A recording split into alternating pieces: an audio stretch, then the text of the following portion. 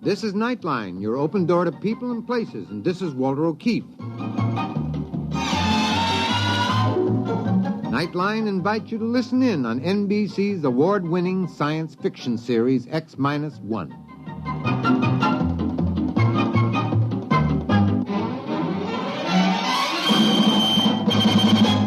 Now escape to a world of the future. Countdown for blast-off. X-5, 4, 3, 2, X-1, fire.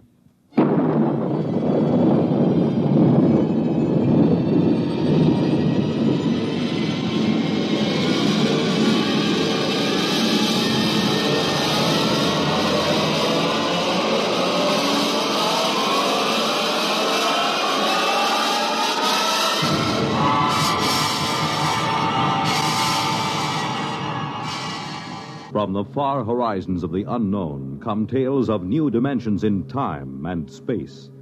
These are stories of the future, adventures in which you'll live in a million, could be years, on 1,000 maybe worlds.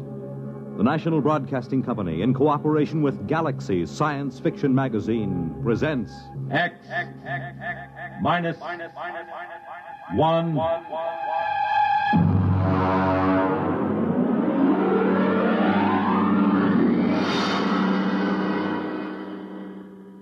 Tonight, The Merchant of Venus by A.H. Phelps, Jr.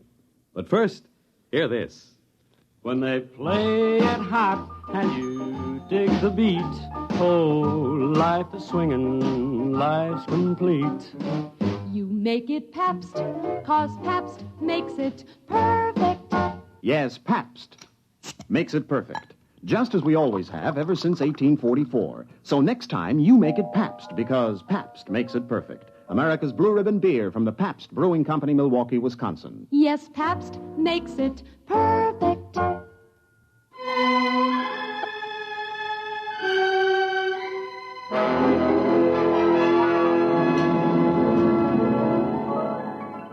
Now on X-1, The Merchant of Venus. If you've ever tried to make a 6-inch marionette play the piano using spider webs 100 feet long for the strings, you'll have some idea of the job of administering personnel problems of the Venus colony from an office on East 41st Street in New York. But that's the way it's done. All recruitment and contract work for outspace employment is handled by the UN Off-World Commission. My particular mess is the Venus Project. Mostly the trouble comes to my phone extension. Workum here. Workum, how long do you think we're going to stand for this? Oh, General Carlson, how are you? At the rate you're going, there won't be a man left on Venus or a dollar left in the budget. What kind of a personnel director are you? Well, if you... Don't you know this project is vital to every person on Earth? General Carlson, just what is wrong? 30 more resignations came in from the colony on the last mail flight. 33 spineless quitters getting fat at the taxpayers' Excuse me, General. Listen to me, Workum. I'm getting awfully tired of the kind of recruiting you're doing. Miss Kane, get me Dave Newson on the other line. No, don't cut the General off. He's enjoying himself. He won't miss me. It's this egghead inefficiency that's at the bottom of the whole thing. Well, I'm not too sure about that, General. Believe me, with one platoon of Rangers, I could get a colony and a stay up. Hello, Rod. Dave, General Carlson's on the other phone yelling at my desk blotter. He says 30 more resignations came in. That right? Actually, 23, 7 for sick leave. What's the breakdown? Mostly farmers or technicians? Well, there were only 9 technicians left. This batch cleans them out. The rest are farmers. What's left? A couple of farmers, trappers, and the scientists. They seem to stick it out all right. Different contracts. They only have a 2-year hitch and then come back to Earth if they want to. Listen, meet me down at the coffee shop. No, Carlson goes down there sometimes. The saloon over on 43rd, about 10 minutes.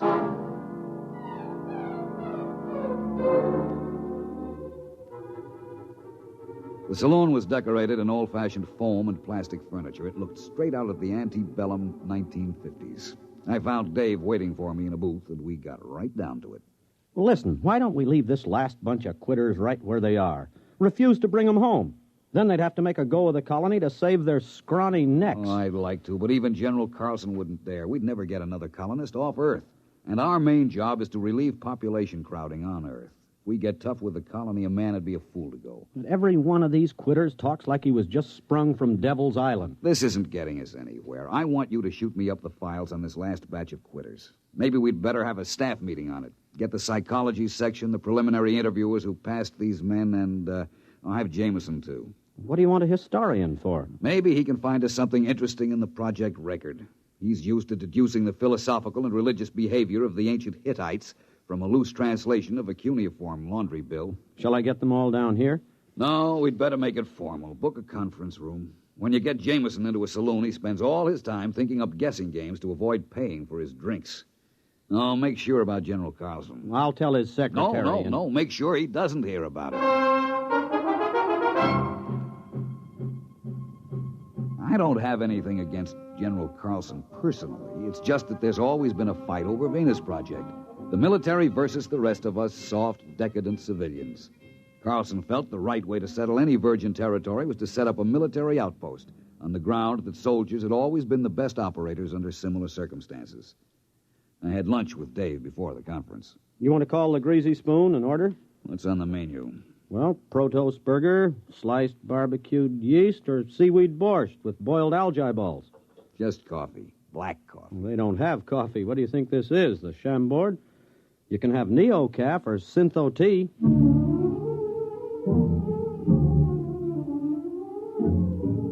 And that just about sums up the problem the Earth faces. Scientific agriculture and hydroponics had gone just about as far as they could. Synthesized foods couldn't take up the slack.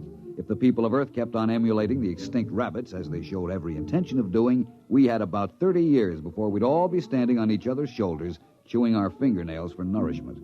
Or rigid birth control would go into effect, with the whole attendant problem of racial tension, nationalistic wars, and bootleg conceptions. The group gathered in the conference room looked sour enough to have been dining on seaweed borscht for a week.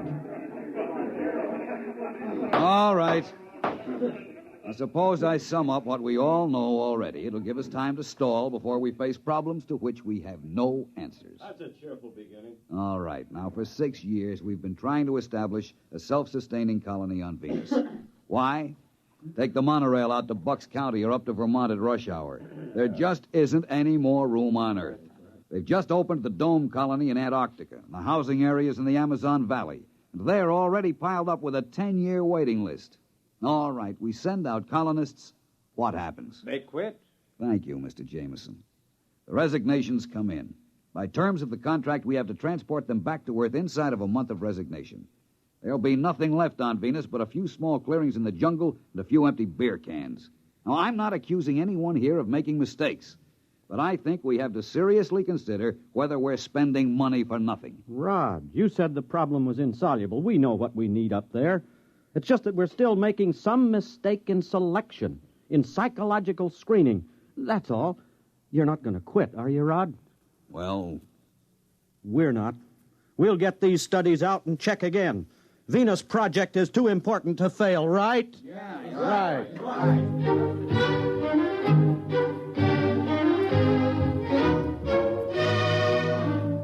It's a cheap trick, but it always works. I talk with a heavy, heavy heart. Dave jumps in to shill like a Boy Scout.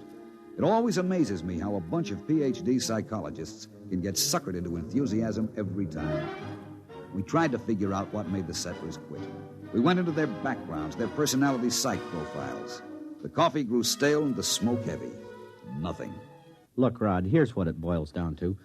A man has to be unstable to want to leave Earth, but he has to be stable to stay on Venus. You need initiative and resourcefulness to make out on a new planet. But if you had it, you'd make out fine at home. You need young, healthy, vigorous, mature, older, experienced people all rolled into one. We're looking for a collection of walking paradoxes.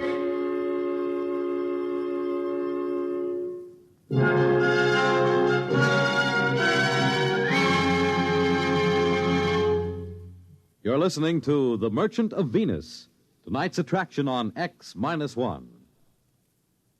For the big things in your life, be ready with United States savings bonds.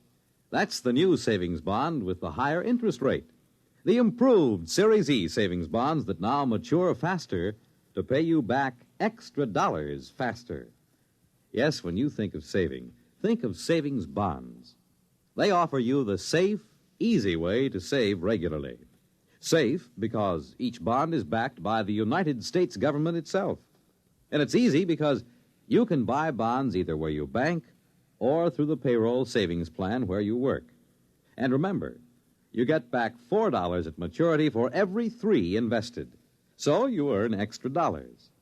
But the big news is that the maturity period is shortened to only 8 years and 11 months. So join the bond wagon. Start a family savings program. Invest in improved Series E bonds first thing tomorrow.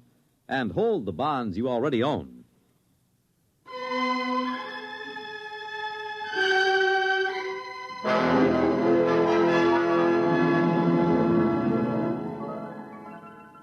Now back to X-1 and The Merchant of Venus. We tried brainstorming on Project Venus. You know, just sit around and let the ideas seep out of your unconscious. Take kids up and bring them up on Venus under guard. Grow colonists in test tubes and ship them out wrapped in glass. Start trial colonies in the Congo. Nothing. I was mulling the conference over by myself in the saloon when Jameson dropped into a chair beside me. Hi, Rod. Oh, hello. Hey, I got a new game. I take 3 matches in my right hand and Don't you guess... bother. I'll pay for the drinks. Rod, you're taking the sport out of sponging. I see nothing amusing in being a petty con man. How about that snow job you work on the psych team every couple of weeks? You could get rich selling bogus mining stock to investigators for the SEC. There is a difference between legitimate personnel psychology. Sure. How about when you threatened to quit? Well, I'm not sure I was kidding. What would happen if you quit? Carlson would probably send a military outpost up there. Make a clearing, build a fort, maybe a town, and then he'd try to get people to come and live in it. It won't work, though. They'll want to know why the planet had to be colonized that way. Why wouldn't the civilian colonists stay? Rod, this may surprise you, but I agree with you. But not because of your fancy psych profiles and emotional mathematics. A free people will not willingly move into a military township. Rod, you a gambling man. I told you, I'll pay for the drinks. No. I mean, would you take a 50-50 chance if the colony had a chance of working out? I guess so. It's better odds than I'd give at the moment. All right. You're on. Now, wait a minute. What are you talking about? Never mind. Here, look. I take 3 matches in my right hand...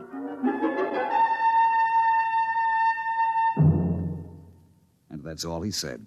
I found out a week later what was going on when I was called on the carpet by General Carlson. And as I understand it, this plan of Mr. Jameson's was smothered in your office because of professional jealousy, Mr. Jameson having no degree in psychology. Is that what he told you? Mr. Workham, I'm very busy. I have a conference with Mr. Jameson in exactly 7 minutes.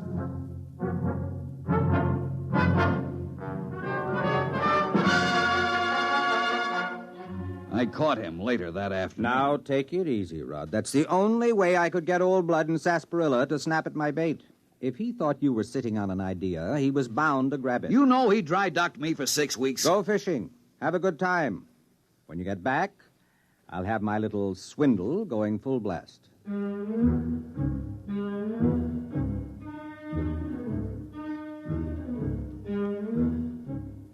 That is exactly what I did. I went fishing. When I came back to work, I had to fight to get into the building. Hey, who you pushing? I work in here. Yeah, line fucker. What do you mean? You're gonna wait your turn like the rest of us. What's going on in there? What, are you kidding? This is the volunteer office. Where have you been? Volunteer for what? The Venus colony. Oh, no. That's a little office around on 43rd Street. Wake up, Bud. They moved out of that office last week. You mean all these men are volunteering? Sure. Hey, you got a bottle on you? Bottle? Anything. A little California seaweed juice, maybe? I ain't fussy. Are you a trained farmer? Do I look like a hayseed? Technician? Mechanic? Listen, Buster. That's for Marks, Rubes, Hicks. I know how to take care of myself. Let the suckers push tractors around. You sure you ain't got a shot? No. Man, I can hardly wait till I get there. The nearest saloon? Venus, man, Venus. What are you going to do when you get there? I'm gonna snake me a little climb. Then let the credits roll in. Gonna get me a year's supply of the best pre-war scotch, and I'm gonna use it up in a week. They don't pay that kind of wages at the colony. Wages? That's for square johns. I'm going out for the hot stuff. Know what I mean? Radioactives? Well, the government assays don't show enough to make it worth shipping. That's what they want you to believe. I heard they got loads of big U's so rich, you gotta wear a lead union suit to get near them. Don't you realize there's nothing but jungle up there? And insects and spores and fungus? All right. I know the story. That's to keep out suckers. Take it from me, bud. Just look around. The smart money knows the truth. I'm getting in on the ground floor.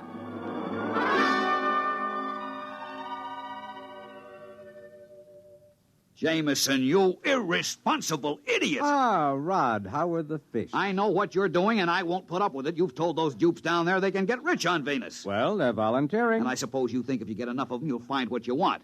But have you looked at them? Crooks, gangsters, bums, hobos, drunks, and I don't know what. They are a little picturesque, aren't they? Well, you've got recruits, all right. But what kind of a society are you going to start with them? Rod, you're not being just a teeny-weeny bit snobbish, are you? Look, this isn't a joke. I don't care who goes as long as they meet some standards. But to make a decent place, you need decent people, morally clean and healthy.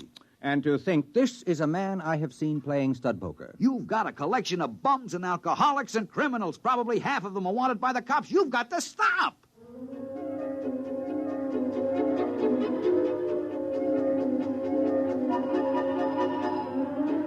There wasn't a thing I could do. I issued a statement to the press, and I got editorials attacking me for trying to keep the riches of Venus from the common man. Days passed, weeks. The training and screening compounds were jammed, and the transports lifted from Cocoa Base on a tight schedule, 100 men to a ship, not counting crew. People traveled miles to apply. They drifted in from every skid row around the world. And then the numbers decreased. Day by day, the get-rich-quick propaganda seemed to be losing its grip. About a year passed, and the lines had dwindled down to about a steady 5 men a day. I went through my routines in a kind of daze, horrified at the tale history would write about the society that was recruited through my office. Then one day I met a man in a lunchroom. He asked me the way to the recruiting office. We got to talking. That afternoon, I found Jameson in the saloon and cornered him. Look, I take 4 lumps of sugar in my left hand, and you try to guess which one... Never mind.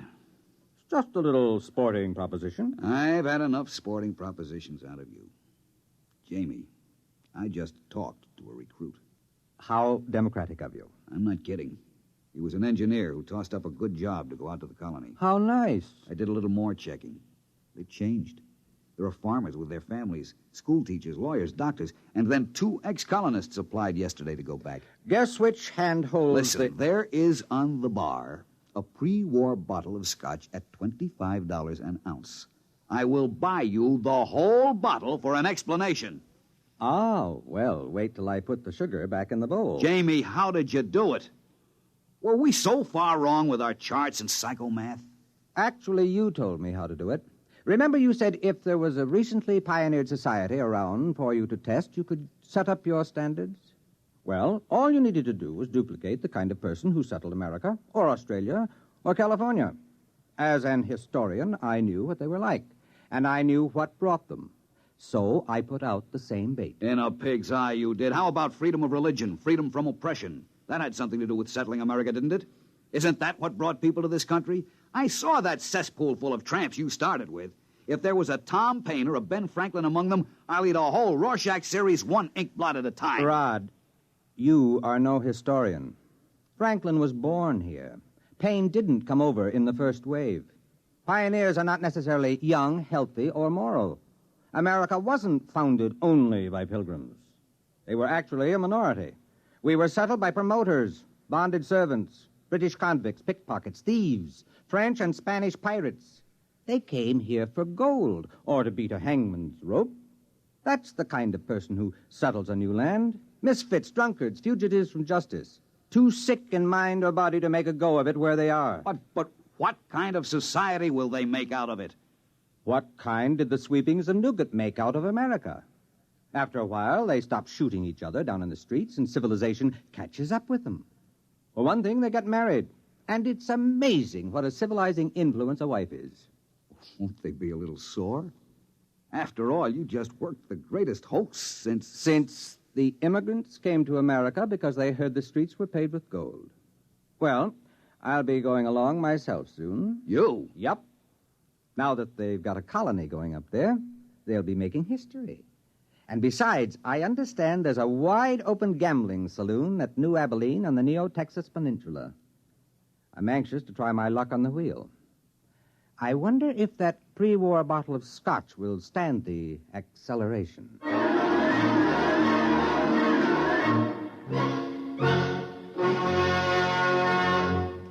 Fred Collins again, and I'll be back with a word about X-1 in a moment. This is Bob Haynes speaking to you from somewhere in the Caribbean. I am aboard a UDT personnel landing craft. That's the Underwater Demolitions Team. We are right now on our way out to rendezvous with United States submarine Sea Lion. Monitor took you there. Some men go over Niagara Falls in a barrel. Some people sit on top of flagpoles. But we have a man by the name of Rajah Phillips from India who is buried alive right in the center of a furniture store here in Owensboro, Kentucky. And Monitor took you there. Big events, little events, offbeat events, comedy, music, news, and sports. They're all part of the top variety of entertainment Monitor brings you all weekend long. This is Frank Blair inviting you to join us on Monitor every weekend and Friday nights, too, on most of these NBC stations. You have just heard X-1, presented by the National Broadcasting Company in cooperation with Galaxy Science Fiction Magazine. Your announcer, Fred Collins. X-1 was an NBC Radio Network production.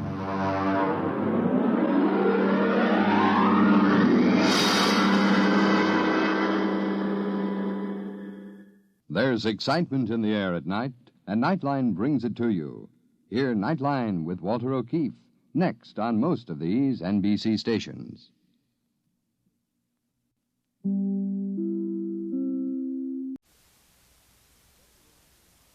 WRVR presents X-1. This is an experimental program on WRVR, and we'd like to hear your comments. Please drop us a note to X-1, WRVR, New York, New York, 10027. And now, tonight's adventure on X-1. Countdown for blast off. X-5, 4, 3, 2, X-1, fire.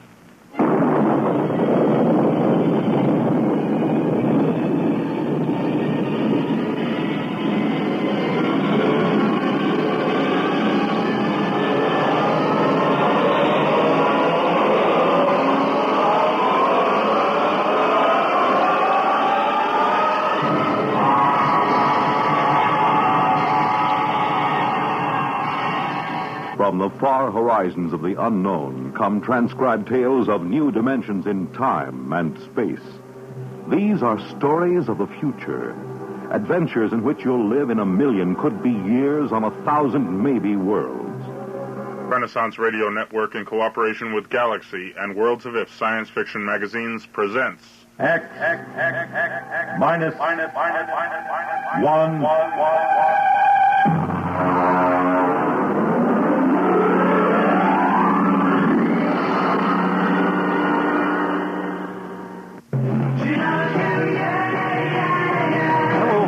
Fox. As a broadcaster, I've seen fads come and go, but few have stayed with us. One of those few is the Beatles. The Beatles created a whole new world of music, fashion, and ideas, and though they're no longer together, radio stations around the world still play their music.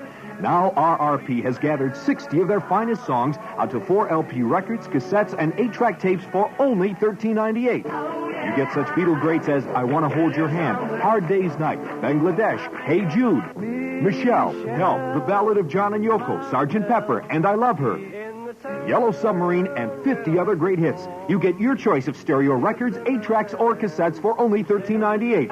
This is an album that you'll want to keep, and it will surely grow more and more valuable in years to come. Here's your announcer to tell you how to order. Send $13.98 to Beatles, Box 377, Seymour, Connecticut. That's Beatles, Box 377, Seymour, Connecticut. Specify cartridges, cassettes, or records. Money back guarantee by Electro Sound Dupe Incorporated. Tonight,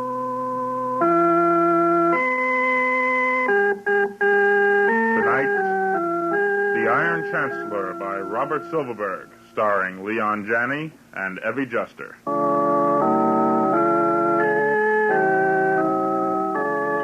Like many other modern families, the four of us could all stand to shed quite a few pounds. So when I saw in Miracle Mile Robot Shop a 40% discount on the 2061 robot model with adjustable caloric intake monitors, I figured it merited an inquiry. I thought first of my bank balance, then of Ethel's figure. Besides, our old robo-cook makes a poor showing when I bring other company executives home for dinner. On my way home from work, I stopped in. Can I help you, sir? Yes. I see you're admiring our 2061. Yes, it's a real beauty. How much? Only $2,995, sir. Oh. That includes free service contract for the first 5 years, only 200 credits down, and up to 40 months to pay. Okay, I'll take it. Well, good. You care to trade in your present RoboCook, sir? I have a 43 Madison. 43 Madison, yes. Well, I guess we could allow 50 credits on a 43. Oh. Or a 75, maybe, if the recipe bank is still in good condition. Excellent condition. Well, I can deliver the new bottle by this evening, if you'll just type out your address. That's in the Westro subdivision. Well, a very fashionable suburb. Yes. Do you have one of those totally detached, self-powered houses? Yes, indeed. It affords us infinite privacy. Ah, yes.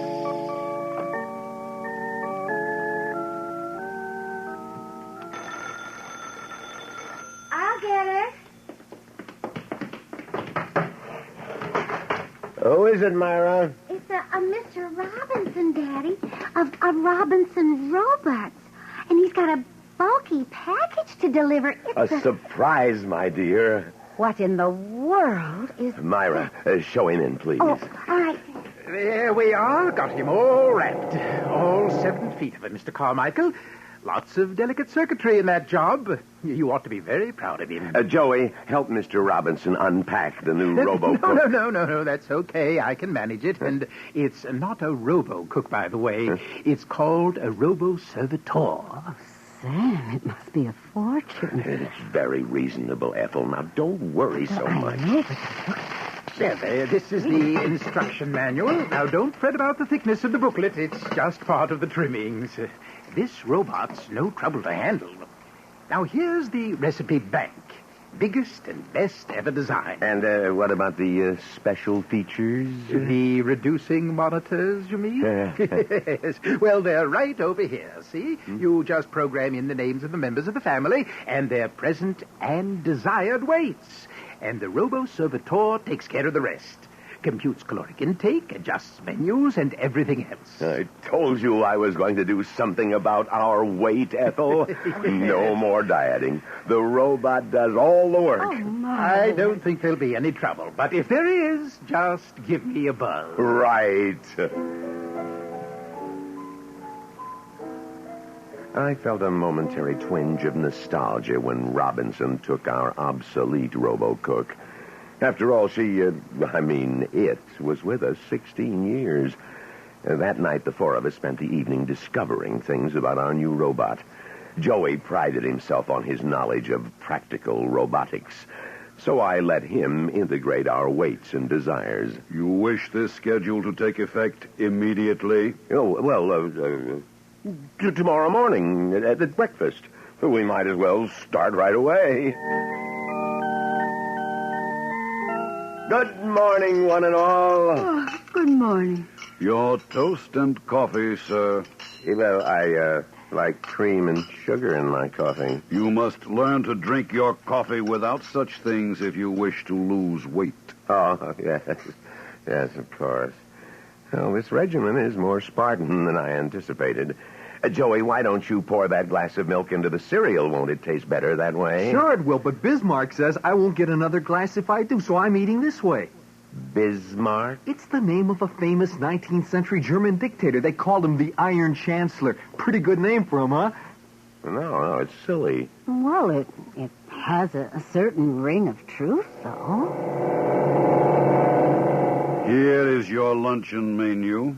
You are the only member of this family group who will not be eating 3 meals a day under my personal supervision. Please adhere.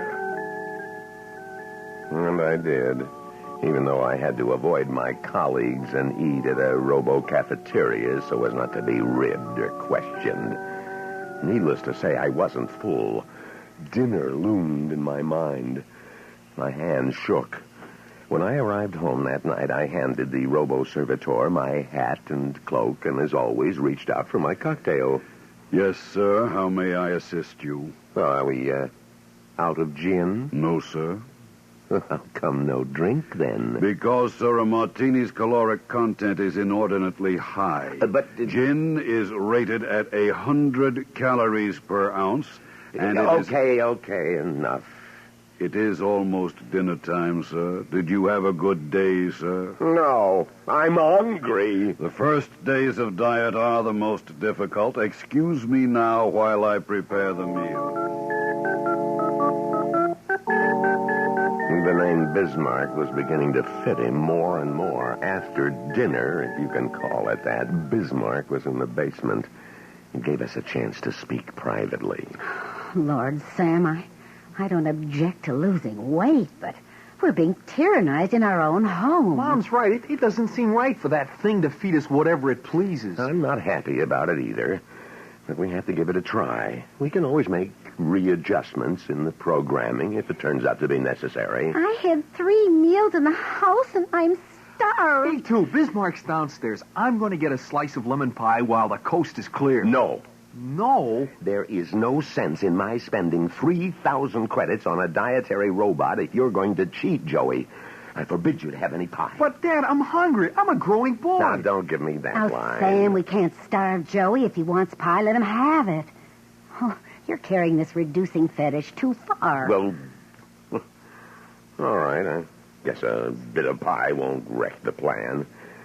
In fact, I suppose I'll have some myself.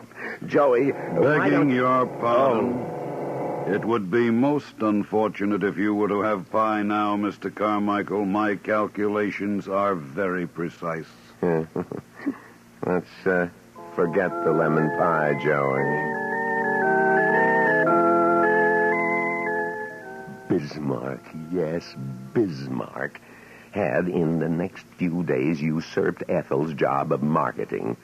So now the cupboards were stocked with measure amounts of wheat germ, irrigated salmon, and other unfamiliar foods. The kids were brooding, so... Yes, Mr. Carmichael? Bismarck, go down to the basement until I summon you. I must advise you, sir, that I will detect indulgence in any forbidden foods during my absence and adjust for it in the next meal. Joey, get the instruction manual. What are you going to do, Sam? I'm going to take a can opener to that creature and adjust his programming. Oh. Joey, have you found the instructions on how to reprogram? Page 167. I'll get the toolkit, Dad. Right. I'll buzz Bismarck.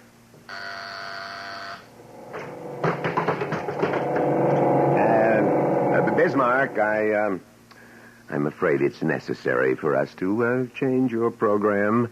We've overestimated our capacity for losing weight. I beg you to reconsider, sir. Extra weight is harmful to every vital organ in the body. I plead with you to maintain my schedule unaltered. I'd rather cut my throat. Joey, inactivate him and do your stuff. Lever F2 with the yellow indicators to be advanced 1 notch. Now twist dial B9 to the left, thereby opening the taping compartment and... Oops.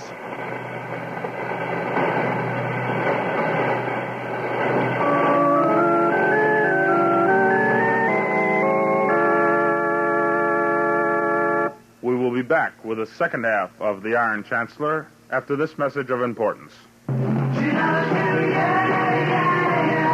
I'm Roy Fox. As a broadcaster, I've seen fads come and go, but few have stayed with us. One of those few is the Beatles. The Beatles created a whole new world of music, fashion, and ideas, and though they're no longer together, radio stations around the world still play their music.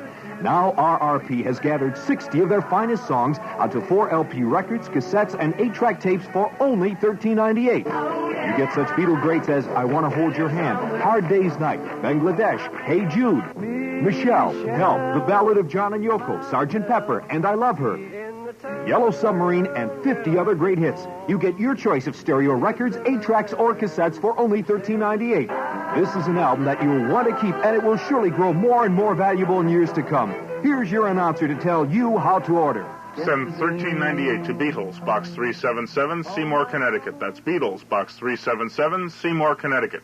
Specify cartridges, cassettes, or records. Money back guarantee by Electro Sound Dupe Incorporated.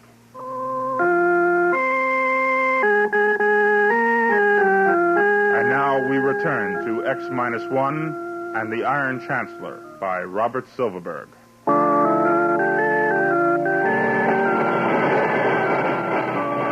Damn it! What happened? Drop the damn wrench. I guess I shorted out something in there. We'd better call Mr. Robinson, Sam. A short-circuited robot is likely to explode or worse. Oh, we should have called Robinson in the first place. It's my fault for letting Joey tinker with an expensive and delicate mechanism like that. Myra, get me the card Mr. Robinson left. Gee, Dad, this is the first time I've ever had anything go wrong. Here, Daddy. Thank you, Myra. I hope we can reach him at this hour. If we can... I'll take that card. Here, There will be no further meddling with my program tape. Sam, what are we going to... Ethel. Now, Bismarck, I order you to shut yourself off at once. My apologies, sir. I cannot serve you if I am shut off. I don't want you to serve me. You're out of order. I want you to remain still until I can phone the repairman and get him to service you. Oh, you destroyed Robinson's card. You are violating the first law. According to the first law, further alterations of my circuits would be detrimental to the Carmichael family. I cannot permit you to summon the repairman. Don't get him angry, Dad. I'll call the police. I'll be back. You will remain within this house. I have now reversed the polarity of the house privacy field. Since you are obviously not to be trusted to keep the diet I prescribe, I cannot allow you to leave the premises. You will remain within and continue to obey my beneficial advice. Breakfast will be served at the usual time. Good night.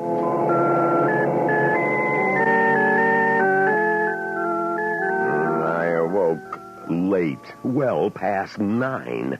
Bismarck had neatly canceled out the impulse from the house that woke me at 7 each morning. After black coffee and toast, I tried the front door until I was in a sweat. I beg your pardon, sir. The door will not open. I explained last night. The force field is around the entire detached dwelling.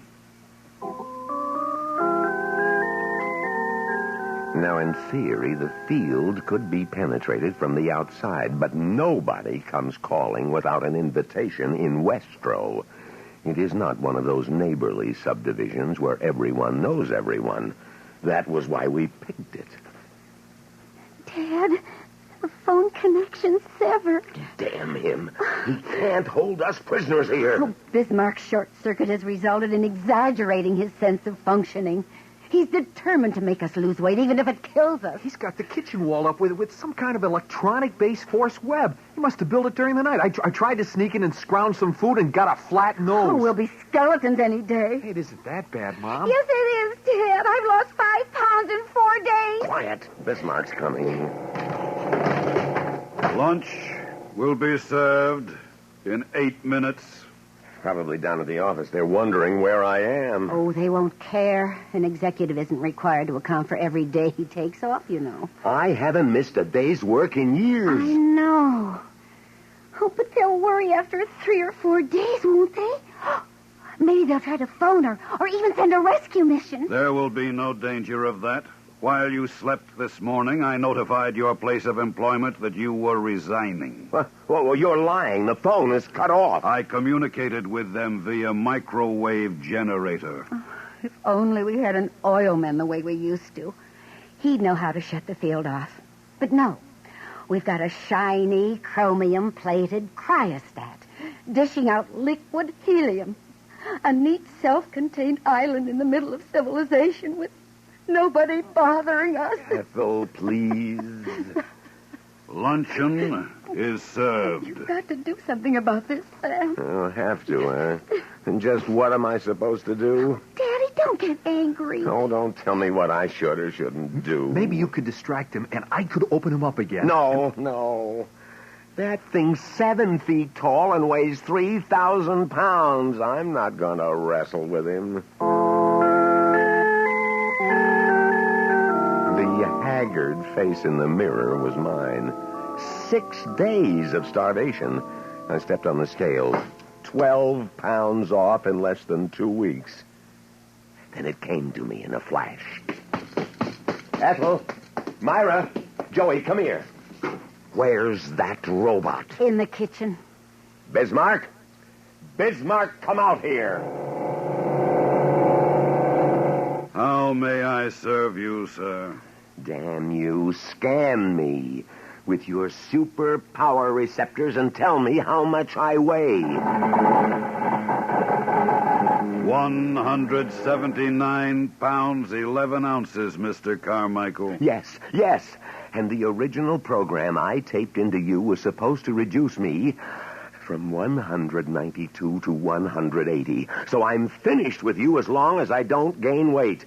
And so are all of us, I'll bet. Ethel, Myra, Joey, upstairs and weigh yourselves. Sir, I find no record within me of any limitations on your reduction of weight. What? I have checked my tapes fully. I have a record of an order causing weight reduction, but the tape does not specify a termination of the program. But I thought... I'm sure we did. I know we instructed... Probably that part of his tape was erased when he short-circuited. Oh. Dear, what's so funny? Oh, funny? Yeah. The fact that I'm thin, trim, fit as a fiddle. Oh, we're all magazine ad beauties, the enviable few who in our age of technology, when normal exercise is extinct, we'll all shrivel up. Bismarck will starve us to death. Don't worry, Dad. We're going to get out of this. Oh, we won't. We'll never get out. We're going to be reduced ad infinitum. Listen, Dad, I have an idea that I think will work. There's an article on multi-phase generators in last month's Popular Electromagnetics upstairs in my room. Well, go on. Tell me more. Didn't you hear that, Dad? Hear what? The front door. I thought I heard it open just now. Oh, we're all cracking up. I hope I'm not intruding, Mr. Carmichael. Robinson. Yes. How did you get in? Well, through the front door. I could see a light on inside, but nobody answered the doorbell when I rang, so I just stepped right in. Your doorbell's out of order. I thought I'd tell you. I know it's rude. No, don't but apologize. We're delighted to see you. Well, I was in the neighborhood, you see, and I figured I'd drop in and see how things were working out with your new robot. Well, as a matter of fact, your robot has held us prisoner here for 6 days and is gradually starving us to death. Held you prisoner? Oh, no. Well, I thought you all looked a bit peaked, but, oh, dear. Now there'll be an investigation and all kinds of trouble. I think I short-circuited him. I see. Well, at least I can end your imprisonment. Now, let me see. I have a force field damper in my toolbox. There you are. Yes, that's a great little gadget that neutralizes the blockade. Quick, here he comes. There. That should immobilize him. Oh. Now, let's have a look in that chassis. Oh, free. Free at last. Am I going to eat? I'll eat myself right into oblivion. Warm, buttered rolls, martinis, steak. You know, this really is fascinating. The obedience filters are completely shorted out, and the purpose nodes are somehow soldered together by the momentary high voltage arc. Do you know, I've never seen anything like this before. Neither did we. Really, though, this is an utterly new breakthrough in robotic science. You see, if we can reproduce this effect, it means we can build self-willed robots. think of what that means to science. We already know. Oh, I'd love to watch what happens when the power source is operating. For instance, is that feedback loop really negative or... No. My circuit canceller is destroyed. Bismarck is reactivated. This attempt at interfering with the well-being of the Carmichael family was ill-advised. He moved so fast. He did indeed. Well, luckily, we have an unoccupied guest bedroom for you, Mr. Robinson. Welcome to the home of the Iron Chancellor.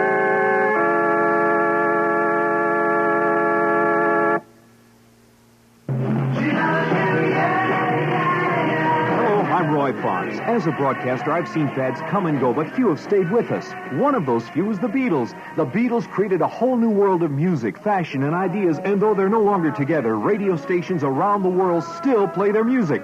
Now RRP has gathered 60 of their finest songs onto 4 LP records, cassettes, and 8-track tapes for only $13.98. You get such Beatle greats as I Want to Hold Your Hand, Hard Day's Night, Bangladesh, Hey Jude, Michelle, Help, The Ballad of John and Yoko, Sgt. Pepper, and I Love Her, Yellow Submarine, and 50 other great hits. You get your choice of stereo records, 8-tracks, or cassettes for only $13.98.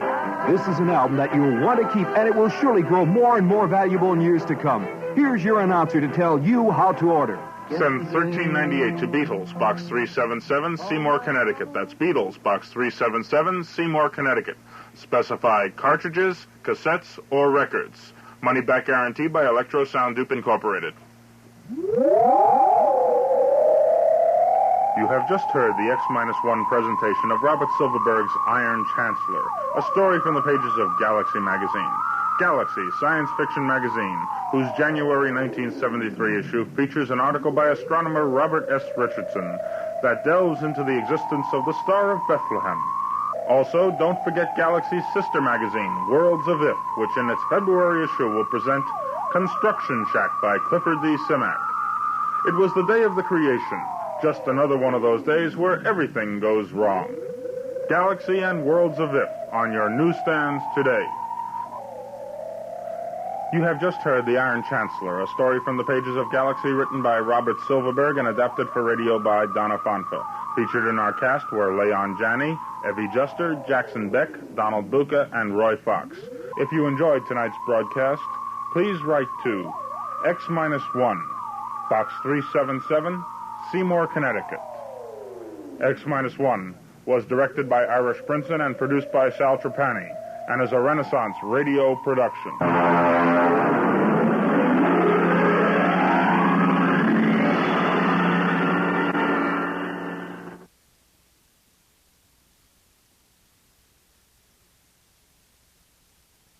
In just a moment, X-1. But first, some of the funniest situations you've ever witnessed occur every Wednesday night when the devilish imagination of MC Jack Bailey gets to work on NBC's Truth or Consequences. You won't believe it until you hear it, so listen in tomorrow. Then another laugh session is in store later on with the wise and witty Groucho Marx as he and contestants play You Bet Your Life, while the melodic note in your Wednesday evening schedule is music and fun on Airtime with Giselle McKenzie.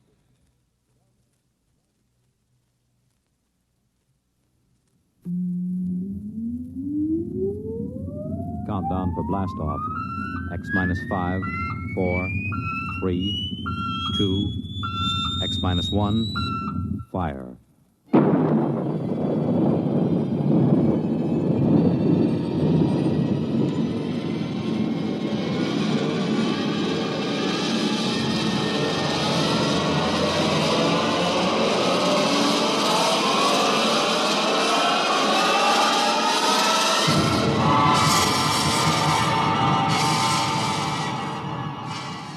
From the far horizons of the unknown come transcribed tales of new dimensions in time and space. These are stories of the future, adventures in which you'll live in a million, could be years, on 1,000 maybe worlds. The National Broadcasting Company, in cooperation with Galaxy Science Fiction Magazine, presents X minus 1.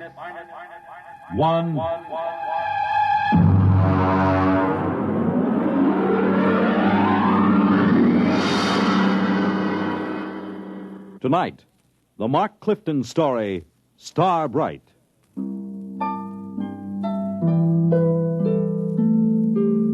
Well, it's finally happened. I've known it would for a long time now. That's why I'm writing this, in the hopes that you'll understand and not think me mad. Whatever the outcome, I hope you will not judge me too harshly for what I've done or failed to do. Mr. Holmes. Mr. Holmes. Come in. Oh, hello, Chief. I just wanted to let you know, sir, that we're doing everything we can to find the children. Yes, I'm sure you are. We've got 300 men out combing the woods for them. The Army base has volunteered another 100 men, and we've sent an all-points bulletin to every police unit in the country. Fine. I just wanted to check and make certain our description is accurate. Your little girl, Star, was wearing a blue dress and white sandals. Is that right? That's right. And she is how old? 6 years old. And the little Howell boy, how old was he? 7, I believe, yes. 7. Uh-huh, thank you. Well, I'll be in touch with you. Well, that's very good of you, Chief. Oh, by the way, yes. Mr. and Mrs. Howell, how are they taking it? Well, they're pretty upset, naturally. Mr. Howell, he's out with the men searching. Yes, I know. Mrs. Howell's in the car outside. Ruth is outside? Why didn't she come in? Well, she said she'd rather not. Oh, I see. Do you, Pete? Well, Mrs. Howell, I thought... I decided to come in. I'm not going to sit on my feelings any longer. Now, Mrs. No, Howell... I have to say this. Pete, Bill and I have been your neighbors for almost a year now. Our children have been almost inseparable. I know that. Then how can you just sit here writing letters when they may be lost somewhere or in trouble? Why aren't you out with Bill and the rest of them searching? I can't. Ruth, I know how you feel. Please try to understand. I intend to help find Bobby and Star, but I must do this first. Why? What's so important about Ruth, it? I'm sorry. Sorry? Then why don't you act like a man? You're inhuman. Please. I don't ever want to see you or speak to you again. Ever. Perhaps you won't. What was that, Mr. Holmes? Nothing. Chief, if you don't mind, I'd like to be alone for a moment.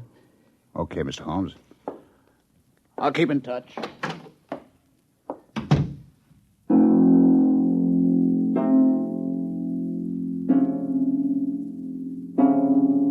How can I tell them? How can I make them understand?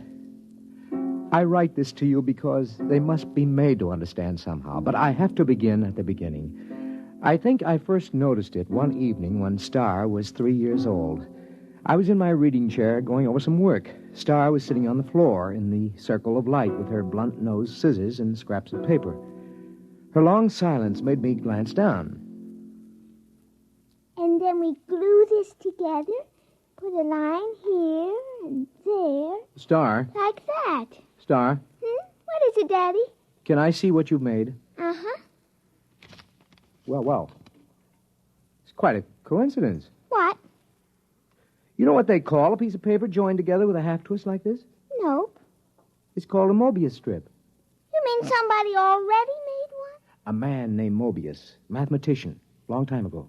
Did he know you can put a line on it like that so it has one side all joined? Yes, he did. Someday I'll tell you what it means. Now do it. What? Tell me about a Mobius strip. Very complicated. Then read me about it. Oh, you wouldn't understand, honey. Read me anyway. Okay, young lady. But I warn you, it'll be like one of those nonsense rhymes. At least, I hope it will.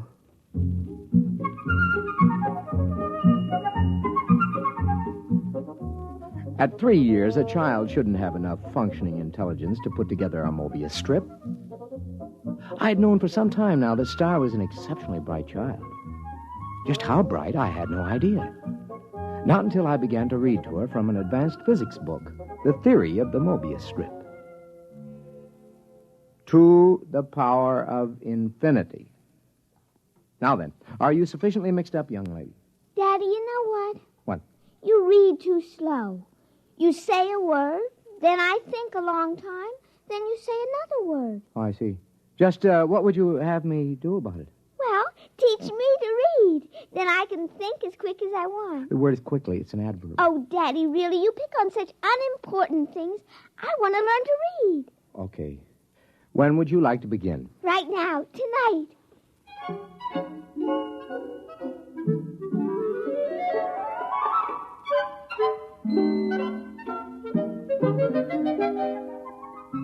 Before she went to bed that evening, my daughter was able to read.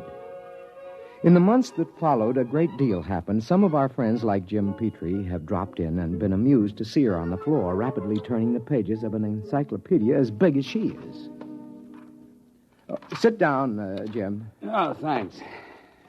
Star, aren't you going to say hello to Uncle Jim? Hello. I see she's taken to looking at the pictures in the encyclopedia, huh? Oh, yeah, yes. Come on in the library, Jim. I'd like to talk to you privately. Yeah, sure thing. Bring your drink, huh? Okay. I'll shut the door here. Why all the secrecy? Sit down. Now, Jim, we've been friends, you and I, ever since engineering school. So? Neither of us have ever mentioned it, but one of the reasons we were drawn together is because both of us have IQ somewhere up in the genius ratings. Oh, I think it was more than that. Well, that played a part. It isn't easy to be exceptional in a world which regards mediocrity as the only behavior above suspicion. Well, we all have to live with our afflictions. Yours and mine is a quick mind in a dull environment. What would you do, Jim, if you were a parent, as I am, whose wife had died, as Eleanor did, and you discovered that your only child was, well, afflicted with a fantastically brilliant mind? Star? Oh, come on, Pete. Any little girl who's content just to look at the pictures in the encyclopedia. Jim. I mean, after Jim, all. What? She wasn't looking at the pictures. Huh? She was reading the pages. What? But she was turning them as fast as humanly possible. She was reading them. What? I know. I've tested her. She not only remembers everything, she understands the concepts. She even gets impatient with them. Well, have you measured her? Well, I've given her IQ tests, aptitude tests, reaction tables, all the paraphernalia for measuring something we know nothing about. And? Tests don't work. How do you mean? Well, either the tables are screwy or stars beyond all measurement. Pete, are you sure you're not projecting this? I mean, isn't it possible that a few accidental... Daddy? Yes, honey. I got lonely. Okay, come on in. Uncle Jim, would you read me a story? Why don't you read your own story? Because I'm only 3, and 3-year-olds can't read. And so she had found the answer to her affliction by herself. Conformity. She had already learned to conceal her intelligence. So many of us break our hearts before we learn that. When Star was 4 years old, according to state law, her mind had developed enough so she could attend nursery school. Hi, Daddy. Hi, honey. Did you, like nursery school? Oh, yes, it was fun. What'd you learn today? Not much. I tried to cut out paper dolls, but the scissors kept slipping. Now, look, Star, don't overdo it. That's as bad as being too quick. The idea is that everybody has to be just about standard average. That's the only thing people will tolerate. It's expected that a little girl of 4 should know how to cut out paper dolls properly. Oh. I guess that's the hard part, isn't it, Daddy? To know how much you ought to know. Yeah. That's the part I always found hard when I was young. It's really all right. I let one little girl show me how to cut them out, so now she likes me. She just took charge of me and told the other kids they should like me, too. So they did, because she's the leader, even if she is one of the stupids. What? The stupids. That's the trouble with you, Daddy. You don't grasp things right away. That's because you're only a tween. Between? I assume that means an in-between? That's right. You're in between a stupid and a bright. And you're a bright? Yes. I made those names up when I was very little. How little? Oh, about 6 months old.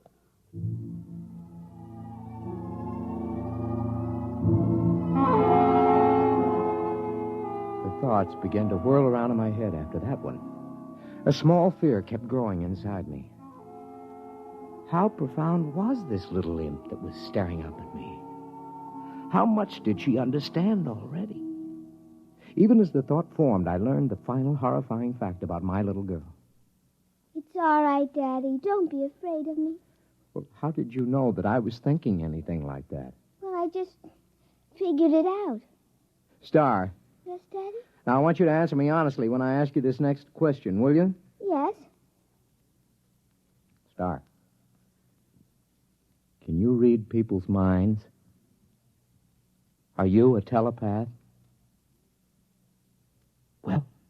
Yes, Daddy. I thought so. You read my mind just now, didn't you? Yes. Now, I'd like to know something else. All right. Can you teach me to do it? You're already learning it, Daddy. The trouble is you're so slow you didn't even know you were learning. Oh, I see. Daddy? Yeah? You know what I wish? What do you wish? Well, nothing.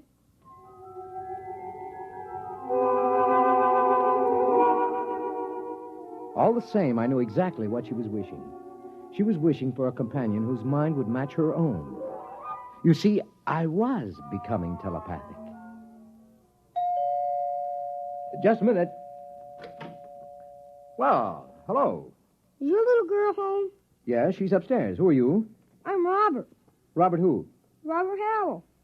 My mother and father moved next door yesterday. Oh, well, come in, Robert. I'd like to play with your little girl. How'd you know I had a little girl? Oh, I just know. Oh, I see. And how old are you? I'm 6. Well, I'll ask Star to come downstairs. I'm sure she'll be glad to see you. Yes, she will. Tell me, Robert, are you a tween or a bride? Oh, I'm a... What did you say, Mr. Holmes? Nothing.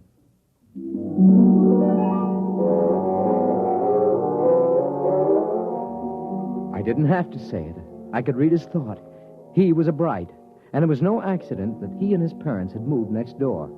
Somehow, Star had managed to make contact with him, and they had arranged the whole thing. A father is prepared to lose his daughter eventually, but not so soon, not so terribly soon. Coming. Oh, hello, Ruth. Something wrong? No, I was just looking for Bobby. I thought he was over here playing with Star. Well, I thought they were over at your place. I don't understand it. I've noticed that they've been disappearing for a couple of hours almost every afternoon. Well, I suppose they'll turn up again. They know better than to cross the street by themselves. They're too little for that. If they come here first, tell them to come over and have some milk and cookies. Yeah, I'll do that. Oh, by the way, this must belong to your Star. Oh, what's that? Oh, some sort of coin or medal or something. I found it out in the backyard after Star and Bobby were playing. It looks brand new. Let's have a look. Oh, is something wrong? Did you say you found this in your backyard? Yes. What is it? I don't know. Well, I've got to get back. Bill will be getting home for dinner soon, so see you later. Yes.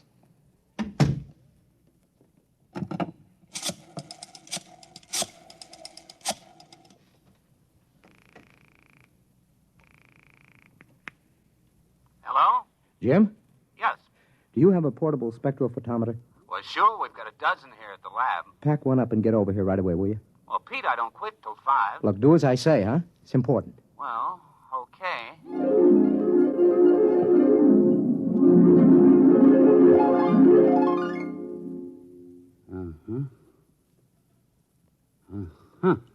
Well? Let me check the amount of radioactivity again. You've checked it 4 times. That's about it. Okay. What's your opinion of this coin? Well, first of all, let me say this.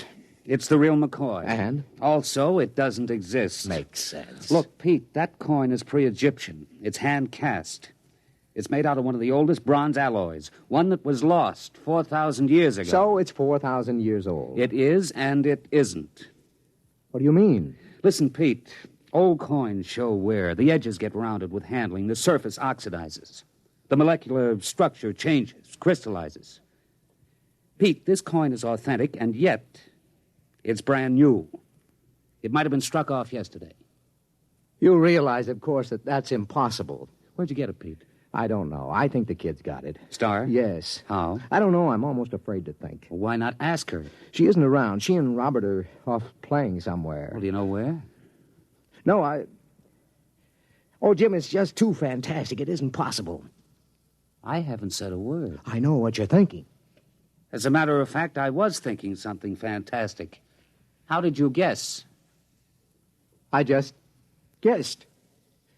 Jim, let's find those kids right now. Okay. Star! Robert!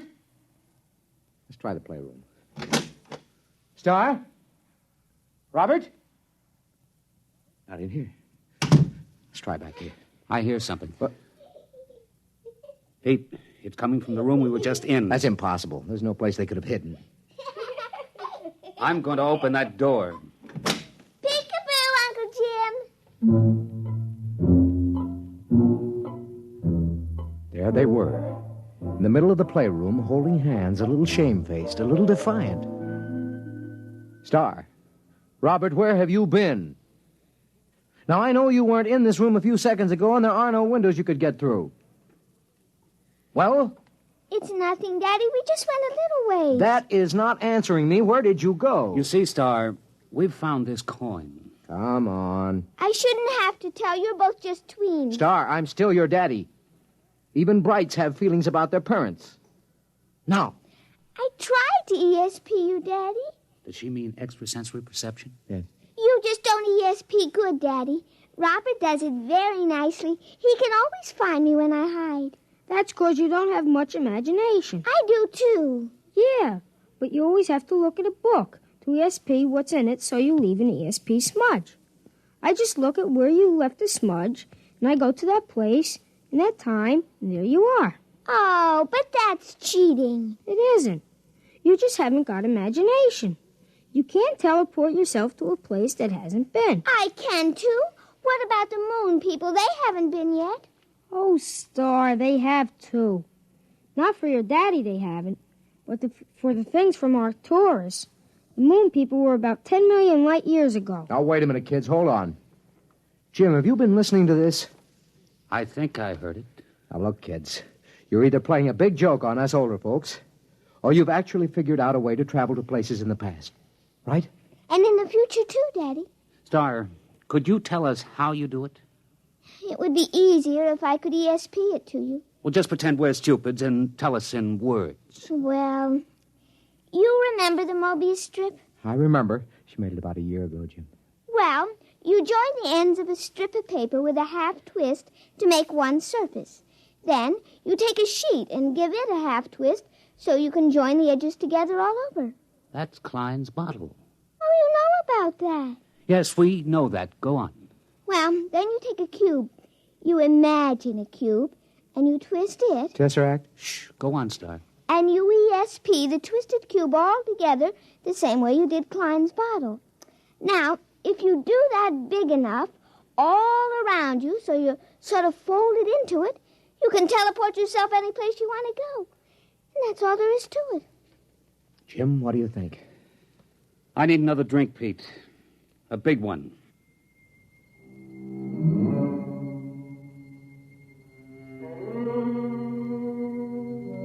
That's all there was to it. The line, the plane, the cube, those were Euclidean physics. The Mobius strip, the Klein bottle, the twisted cube, those were Einsteinian physics. Well, I was pretty advanced in both, but I'd have to do some heavy thinking to really grasp it. Meanwhile, the two little kids stood there staring at us. Star, Robert, can you tell us some of the places you've been? All over, Uncle Jim. The Romans and the Egyptians and places like that. Is that how you got the coin?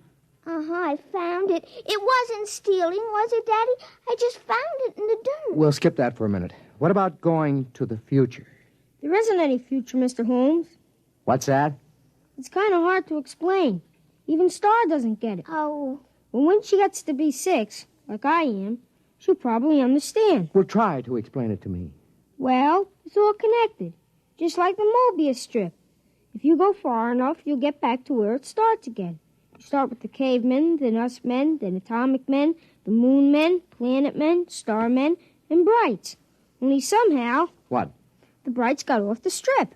We haven't been able to find them any place in time. I'd sure like to know how they got off and where they are. Now, look, kids, this kind of thing can be dangerous. You might be eaten by a dinosaur or something. Oh, we just ESP ourselves right out of there. Well, anyway, I don't want you leaving this part of the time strip. Not again. Daddy. Now, I may be just a tween, but I'm your father. I always mind you, Daddy. Yeah? What about going off the block? But, Daddy, we didn't cross a single street. Nevertheless... Pete, think of what you're doing.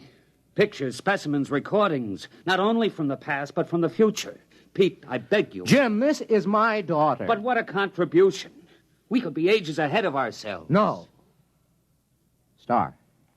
Robert, I'd like your promise you won't leave present time again. Well? Okay. Okay. All right. Now run along. Robert's mother has some cookies and milk for you. Okay. See you later, Daddy. Beat you there. Last one's a moon man. Jim, I'm sorry. Well, I suppose if I had a daughter... Are you going to report this? And have everybody give me the horse laugh? I may be just a tween, Pete, but I'm not an utter fool. It took me almost 6 months to do it. I don't know how many times I visualized a cube and ESP did a half twist and tried to seal the edges around me. And then once there was a flash, just for an instant. I was concentrating on Caesar's triumphant march into Rome. And for the briefest instant, there it was. I was standing on a roadway watching, and then it vanished. Hey. Hi, Daddy. What are you two characters plotting? Nothing, Daddy. Well, I'm going to my study for a while.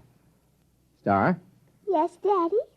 you remember your promise about not leaving present time, don't you? Yes, Daddy. You going to keep it? Yes, Daddy. Okay. I'm holding you to it.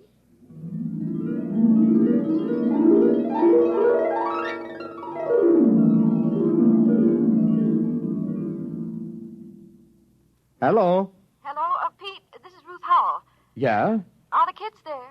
No? When did you see them last? What time is it? Oh, about 10 this morning, 6 or 7 hours ago. Why? Pete, I'm worried. What's up? Well, they were upstairs in Bobby's room. I was in the living room. Now, I could swear they didn't come downstairs, and yet, when I went up there, they were gone.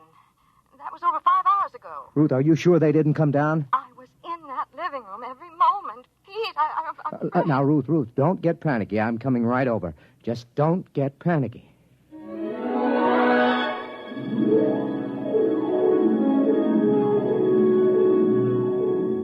There wasn't a trace of them. Well, that isn't exactly true. Remember what Robert had said about Star leaving an ESP smudge?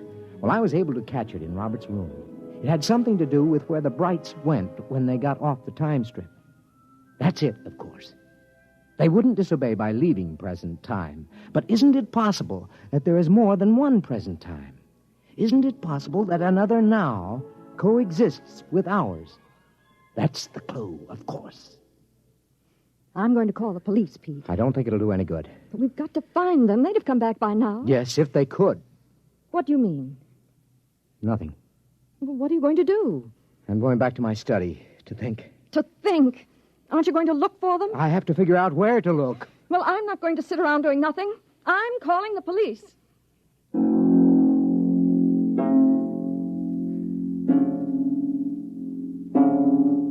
That was this morning. I've been doing some desperate concentrating since then, Jim. I'm writing this down so you'll know. I've already managed to go back to the time of Cheops and ahead to the time when men were navigating to distant planets in a matter of days. But the big job remains. How to get into a dimension parallel with our own at the same time. I figured out that to get the equivalent of a Mobius strip with depth, you must use the supercube, the tesseract. That's what I'm working on at the moment. If I succeed, there is a possibility I may not be able to get back. I hope you will be able to make Bill and Ruth Howell understand. Okay, now if I take 6 cubes and fold them in one another so that every angle is a right angle. Yes, all right, I've got that. And now if in folding, I ESP the tesseract, a half twist around myself. Mr. Holmes? Mr. Holmes, are you in there? Mr. Mr. Holmes. We'll have to break in. It's locked from the inside. Mr. Holmes. Pete! Pete, where are you? Pete! That's funny. The door was locked from the inside, but here's his fountain pen with the ink still wet. But he's gone.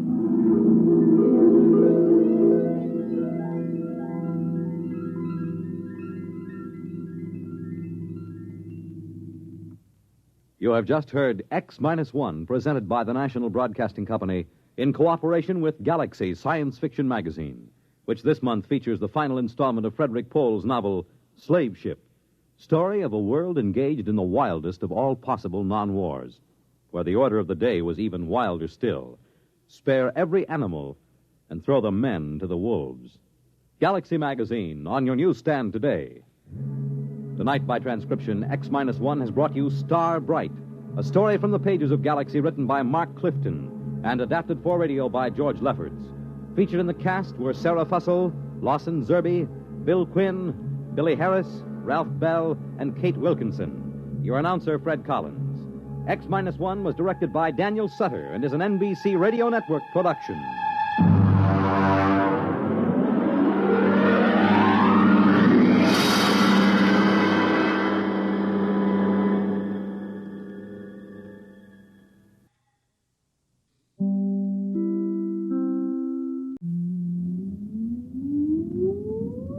Countdown for blast off. X-5, 4, 3, 2, X-1, fire.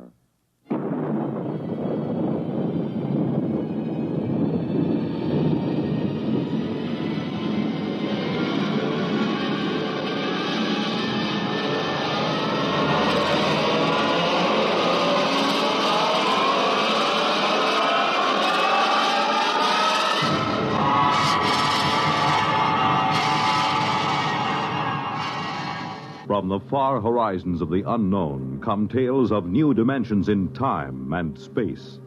These are stories of the future, adventures in which you'll live in a million, could be years, on 1,000 maybe worlds. The National Broadcasting Company, in cooperation with Galaxy Science Fiction Magazine, presents X-1.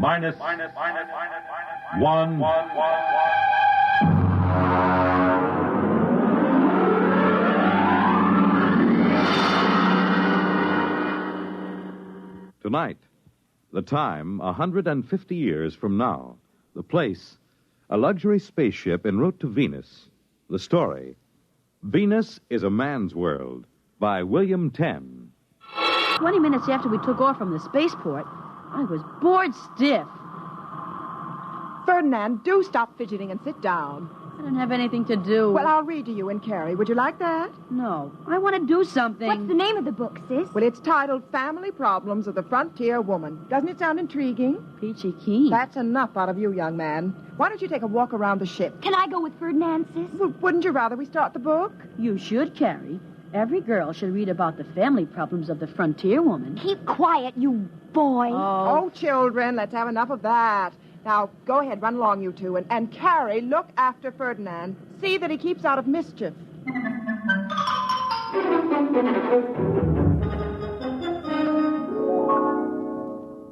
Gee, this is one big ship, isn't it? Uh-huh. I sort of wish we were on a cargo ship instead of this liner. Why? This is super. On a cargo ship, we could go climbing from deck to deck on a ladder. We could even go to the bridge or the forecastle and talk with the crew. That's silly. Why would anyone want to do that? Because ship's crews are men. Only because we women are too busy with important things like government to run ships. Says you. Hey, what are you looking at? This sign. In the event of disaster affecting the oxygen content of the companionway, break glass with hammer upon wall. Remove spacesuit and proceed to don it. Boy, I hope we have that kind of a disaster. I sure would like to get into one of those. Oh, you're silly. Hey, let's go exploring down this way. I see some portholes. And I see a sign that says, notice, passengers are not permitted past this point. Come on, there's no one around. And besides, I'm not really a passenger. Ferdinand, you say you're not really a passenger. Well, what do you mean? You have to be a citizen of a planet in order to get a passport, right? I'm not sure. Well, I'm telling you. Ever since they passed that Maley Suffrage Act, only women can be Earth citizens. You and Evelyn are passengers, all right. But me, I'm just a male dependent. So when a sign says, off limits for passengers, it doesn't mean me. I'm not a passenger, see? Keep away from that door, Ferdinand. Can't you see the sign? You and your old signs. Ferdinand, let's go back to the cabin. I want to see what's behind this door. If you don't come back with me this very minute, I'll tell Evelyn. So what? Hey, this looks like a sonic clock. I wonder if it works by knock or voice. Ferdinand, I'm going. Say, I remember one voice key. I wonder if it'll work. 2023, open sesame. Ferdinand!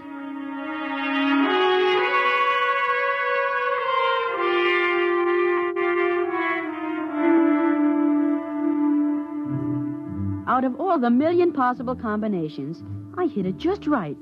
The door clicked open into a dimly lit hole. As the door closed, a hand closed around my throat. The lights came on, and I found myself staring up the muzzle of a highly polished blaster, held by the biggest man I'd ever seen.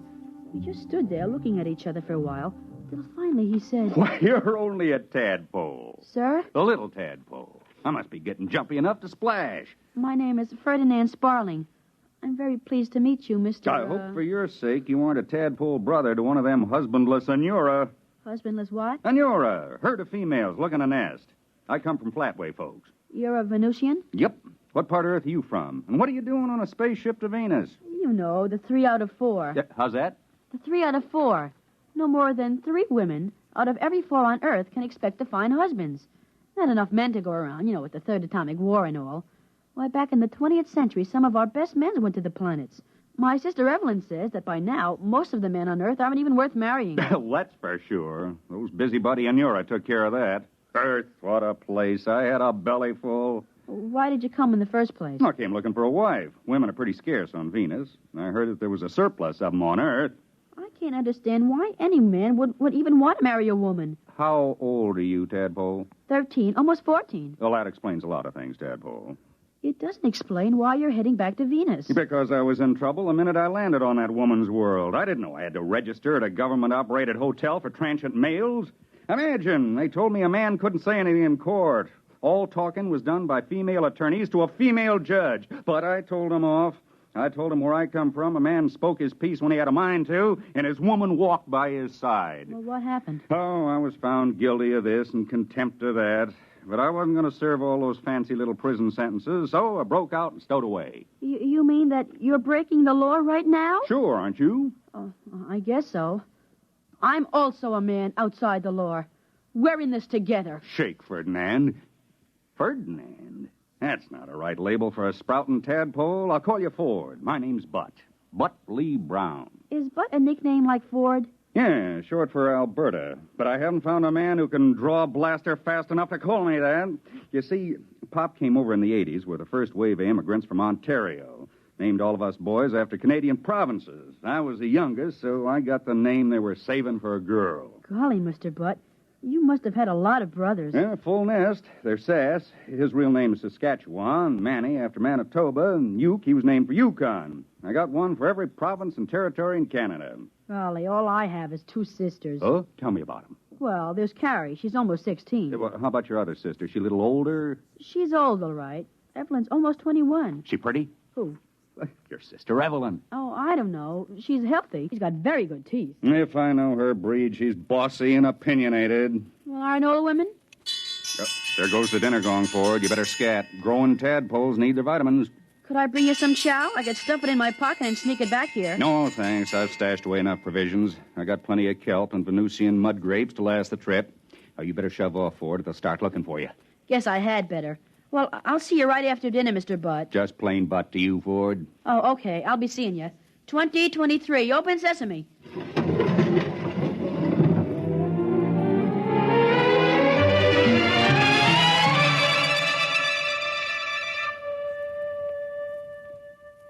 Ferdinand, please be seated. I want to talk with you. Now? They just rang the dinner gong. I am aware of that. Now, where have you been? Around. I demand a straight answer. Where have you been, Ferdinand? I told you, sis, around. And don't call me Ferdinand. Call me Ford. That's what Bud calls me. Bart. Who is Bart? Oh, nobody. I just made it up. Ferdinand. I can't tell you. I can't. You must. Well, you promise you won't turn him in. Well, Bud's my friend. He's a Venusian. He's going home. Aboard our ship, the Eleanor Roosevelt? Ferdinand, don't you realize you've been consorting with a stowaway, a criminal? What sort of antisocial ideas has this warmongering masculinist been putting into your head? Bud's a nice guy. He asked about you. Oh, indeed. I told him you had very good teeth. Really? Well, take me to this man. I will if you promise not to turn him in. No, I promise.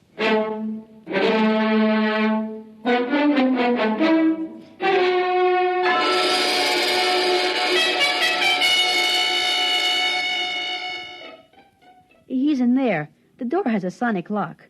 I know the combination. Watch. 2023. Open sesame. Oh, it's so dark in there. Bud. Hey, Bud.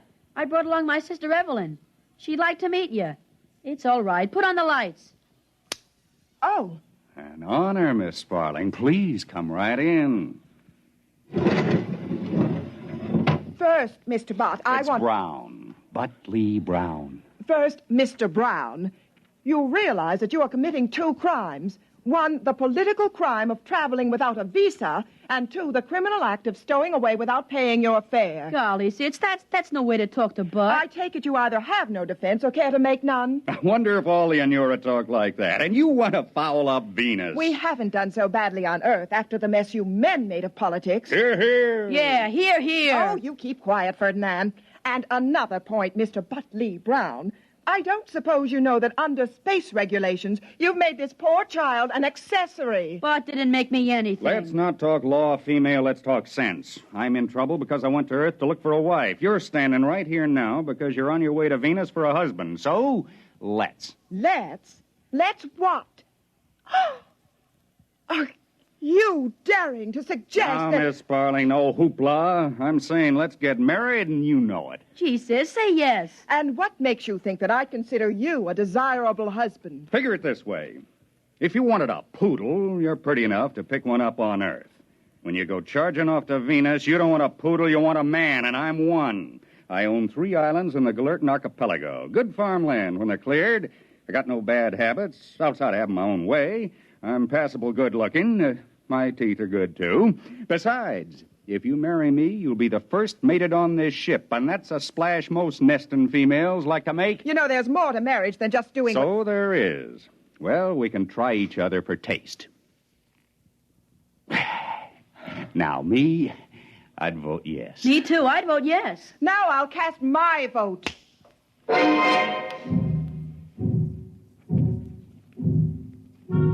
Well, you guessed it. She broke her promise. I suppose the kiss did it. She put it a stowaway to the captain, and he sent the detail from the ship's crew to halt Bud off to the brig. Well, later that afternoon, all the passengers, 300 females and me, gathered in the lounge for the hearing. It's all on account of you. Shush. Don't shush me. You promised you wouldn't get Bud into trouble. Oh, you snitch. Shush. The captain is rapping for quiet. By authority vested in me under the Pomona College Treaty, the stowaway, a Venusian, Butley Brown, will be tried for violation of Articles 16 to 21 inclusive of the Space Transport Code. Purser, bring in the prisoner. Ladies! Those cheap extroverts, and they call themselves responsible. Ladies! Dear ladies! Thank you, ladies. Butley Brown, I order your person and belongings impounded for the duration of this voyage as set forth in sections 41 and 45. Captain, the sections are 43 and 45. You're quite right, Miss Sparling. Sections 43 and 45 of the Mother Anita Law Emergency Interplanetary Directives. Aren't you even going to give me a fair trial before you hang me? Ladies, I beg of you, ladies. Captain, what exactly are the charges against me? You're a stowaway. I can pay for my passage. You can? Well, then I guess we can dismiss the charges. Ladies, gentle ladies. Just a moment, Captain. Yes, Miss Sparling? I demand justice. You can't let him off that lightly. Besides, there's the other charge. What other charge? Assault. That comes under sections 18 through 35 of the MacDonald Law. It does? Well, then would you tell the court in your own words exactly what happened? Well, when I first laid eyes on Mr. Brown, he seemed to be a fundamentally decent chap, despite his barbaric notions on equality between the sexes, or worse. I was positive I could shame him into a more rational social behavior and make him give himself up. Go on, Miss Sparling. Just as I was getting over the colossal impudence involved in his proposing marriage and was considering the offer seriously, on its merits, as one should consider all suggestions, he deliberately dropped the pretense of reason. Get her. Ferdinand! My name is Ford, and you're nothing but a big snitch. You promised not to get Button into trouble. Your name is Ferdinand, and stop trying to act forcefully like a girl. It doesn't become you. Miss Sparling, did I understand you to say that you were considering Mr. Brown's proposal of marriage? That is true. I will not deny that he appealed to me. He appealed to me as most savage ancients appeal to their women, as an emotional machine. Throw the proper switches, says his theory, and the female surrenders herself ecstatically to the doubtful and bloody murk of masculine plans. I'm afraid I still don't understand. What exactly did Mr. Brown do? He kissed me. Ladies, please, ladies. Mr. Brown, do you deny kissing Miss Sparling? No, Miss Sparling, do you deny enjoying the kiss? Your question is irrelevant and immaterial. Oh, she enjoyed it. How would you know? Well, I was right there. I could tell the way she acted. She sort of held the back of his neck, closed her eyes, and just hung on. What were you doing there? I introduced him. I met Bud first. Then I took Sis over there to meet him. I see. Ferdinand Sparling, I hereby order your detention for the duration of this voyage for aiding and abetting a stowaway as set forth in sections 41 43 and 43 and 45. And 45. And you can't arrest Ferdinand. He's only a child. You gave me your word no charges would be lodged against the boy. That was the usual promise one makes to an informer. But I made it before I knew it was Butley Brown you were talking about. I didn't want to arrest Butley Brown. You forced me. So I'm breaking my promise to you, just as I understand you broke your promise to your brother. I'm afraid both Ferdinand and Butley Brown will be picked up at New Kalamazoo Spaceport and sent terrorward for trial. But I used all our money to buy passage. I'm sorry. You'll have to return with your brother. Of course, there is a way out. There is? Well, tell me, please. Miss Sparling, if you'd marry Brown... Now, don't look at me like that. If you'd marry Brown, he would go on your passport as a dependent male member of your family. Do you think I'd marry that desperado? Why, he doesn't know enough to sit back and let a woman run things. Captain, you should be ashamed of yourself. I'll marry him! Perhaps I should be, but that's what comes of putting men in responsible positions. See here, Miss Sparling, I didn't want to arrest Brown. I'd still prefer not to. The officers and crew of my ship all go along with me. Why not? Men always think like men. They never use logic. They just rely on masculine intuition. Maybe so. This ship's crew are all residents of Earth. But our work requires us to be on Venus several times a year. We wouldn't want to cross any member of the Brown clan. They're all men of influence on the polar continent. No, I wouldn't doubt that for a second. If anyone gets in their way, they merely oxidize them with a blaster. Take Butt. He's a big man in his own bailiwick, the Galertan Archipelago. When he wants to put somebody in office, well, he just appoints them. Mr. Brown has that much influence, you say? Power, actually. The kind a strong man usually wields in a newly settled community. Oh, Mr. Brown, if I marry you, would you promise to see that I'm appointed resident governor of the Galertan Archipelago? No. Attaboy, Bud. Don't give in. Ferdinand, this does not concern you. Mr. Brown, I might even consider a county clerkship. Nope. Stick by your blasters, Bud. Show me you're a real man. Mr. Brown, it would seem to me that if you really want to marry this attractive young lady, a compromise could be worked out. Well, I could make her sheriff. Oh, no. Would the position of sheriff of the Galertan Archipelago be acceptable, Miss Sparling? Yes. Good. I'll marry you here and now. I want to be a bridesmaid. Always a bridesmaid, never a bride. That's me every time. Bud, you shouldn't have sold out. Why did you do it? You don't have to marry her for my sake. I wouldn't care what they did to me. That's all right, Tadpole. I'd do anything for my favorite brother-in-law. I'd sure like to be your brother-in-law. But gosh, you don't have to marry Sis. You can have any one of these 300 females. Why marry Sis? I'm stubborn. What I like at first, I keep on liking. What I want at first, I keep on wanting until I get it.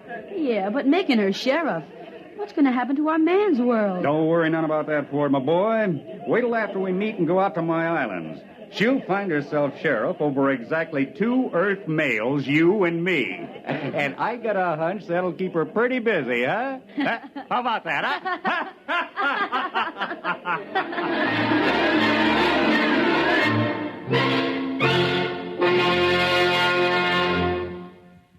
You have just heard X-1, presented by the National Broadcasting Company in cooperation with Galaxy Science Fiction Magazine, which this month features An Eye for a What? A story of the Earthmen who thought they couldn't hurt a friendly alien if their lives depended on it, while all the time their lives did depend on it. Galaxy Magazine, on your newsstand today. Tonight, X-1 has brought you Venus is a Man's World, a story from the pages of Galaxy written by William Tenn and adapted for radio by Arthur Small.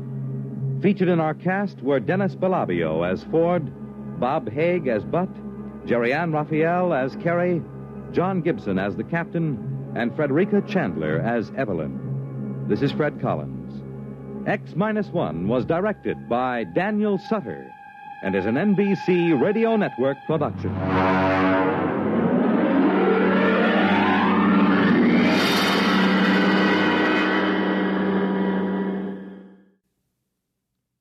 Next week, X-1 presents Trap by Finn O'Donovan. Fur hunters tangle with a bottle of firewater and a new kind of trap which catches more than they bargain for. We hope you'll be listening next week at this same time. This week, the Boy Scouts are celebrating their 47th year of service to American youth. Throughout the country, there will be open houses, courts of honor, indoor and outdoor campfires, cub circuses, scout expositions, explorer events, and other special activities. This is the second year of the 4-year program, Onward for God and My Country, which was launched to help prepare America's boys to live in today's world and prepare them to carry their full share in the years ahead. It's designed to give youth an opportunity to develop physical fitness, self-reliance, a sense of personal responsibility, a spirit of helping people, a willingness to share, an understanding of our government's democratic processes, and a firm spiritual foundation. On Sunday, February 10th, churches of all faiths will observe Boy Scout Sunday, with scouts attending services in uniform. The world on a new hotline. Listen for news on the hour and the exciting hotline service all day, every day, on most of these stations.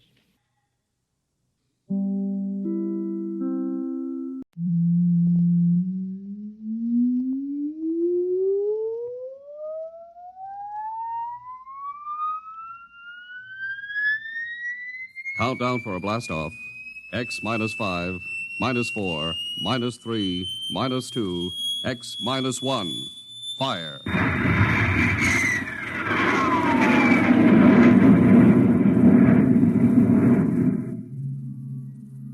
From the far horizons of the unknown come transcribed tales of new dimensions in time and space. These are stories of the future, adventures in which you'll live in 1,000,000 could-be years on 1,000 maybe worlds. The National Broadcasting Company presents X-1.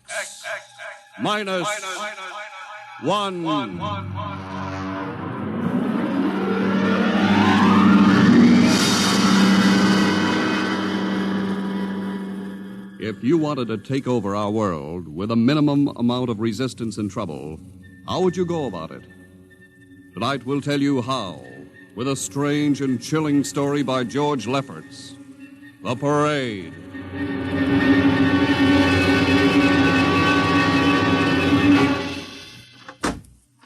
You are Mr. Sid Ryan. The same. My name is Luchar. I am a Martian. Pleased to meet you, Mr. What was that again? A Martian. As in Orson Welles? Precisely. I'm a Rotarian myself. Sit down. Thank you. Now that we've had our little joke, Mr. Lucha, what can Publicity Associates do for you? I am interested in obtaining publicity. It has been my observation that advertising and publicity are the very backbone of earthly civilization. Spoken like a true Martian, Mr. Lucha. Now, if you'll tell me the name of the client. The client, of course, will be the Martians. You don't give up, do you? Give up? The gag, I mean. Oliver. Yes, Mr. Ryan? This is Mr. Lucha. Oh, how do you Mr. do? Lucha claims to be a Martian. Take him outside, will you, Oliver? I am happy to see, Mr. Ryan, that my telling you I am a Martian has approximately the effect I guessed it would. I believe we can do business. I have here cash retainer of $5,000. Oliver, take a look at that wad of lettuce. It's the real stuff, Mr. Ryan. And my client is prepared to spend many times that amount. Sit down, Mr. Lucha. Oliver, get the client a cigar, the 50-cent box. Yes, sir. Thank you. Well, now, what can I do for you, sir? I wish you to manage a publicity campaign. A very large and important campaign. Is the product established, or is it something brand new? Something quite new. Now, what would you judge the most effective type of campaign? Well, if the client has a lot of dough to throw around, a suspense campaign is best. First, you place ads in the paper saying, "Watch this space." Then about a week later, you run an ad saying XYZ or PDQ, and you get people guessing what it means. Then finally, when you've teased them enough, you bust loose and unveil the product. Excellent. We will conduct a suspense campaign. Of course, in this kind of campaign, secrecy is very important. Once the name of the product leaks out, it spreads like wildfire, and the whole campaign is kerfloppo. Quite so, quite so. The utmost secrecy. You realize, of course, these things cost like crazy. Would, say, $1 million cover expense? Come again? I said, would $1 million cover it? Why, yes, I am at... You did say $1 million. I understood that you have handled some very large accounts. Of course, if this is too big... No, not at all, not at all. As a matter of fact, I seldom touch anything less. Right, Oliver? Huh? Oh, of course. That's right, Mr. Ryan. Absolutely right. Yes, sir. You will begin, then, by saturating the newspapers, the radio, the streetcars with a very simple statement. What's that? I will write it on a card. Here you are. The Martians are coming. Say, that's not a bad teaser. Got that, Oliver? Yes, sir. The next ad will read, June 1st is Martian Day. June 1st is Martian Day. What happens on June 1st? The parade takes place. What parade? I wish you to arrange a parade up Fifth Avenue. You mean like the Macy Parade? Exactly. Except that the theme will be the world of tomorrow, the Martian world. My client would like it to be a gay affair. Balloons, clowns, pennants, pretty drum majorettes. Say, that sounds terrific. I might be able to interest the department stores in a tie-in. Fine. The parade will climax the campaign. On June 1st, the product will be unveiled. Good enough. By the way, Mr. Lucha, just what is the product? What are we selling? Oh, no, Mr. Ryan. Secrecy, remember? Yeah, but after all... Mr. Ryan, all will be revealed to you in good time. For the moment, let us say that we are selling a concept. A concept? The concept of invasion from Mars.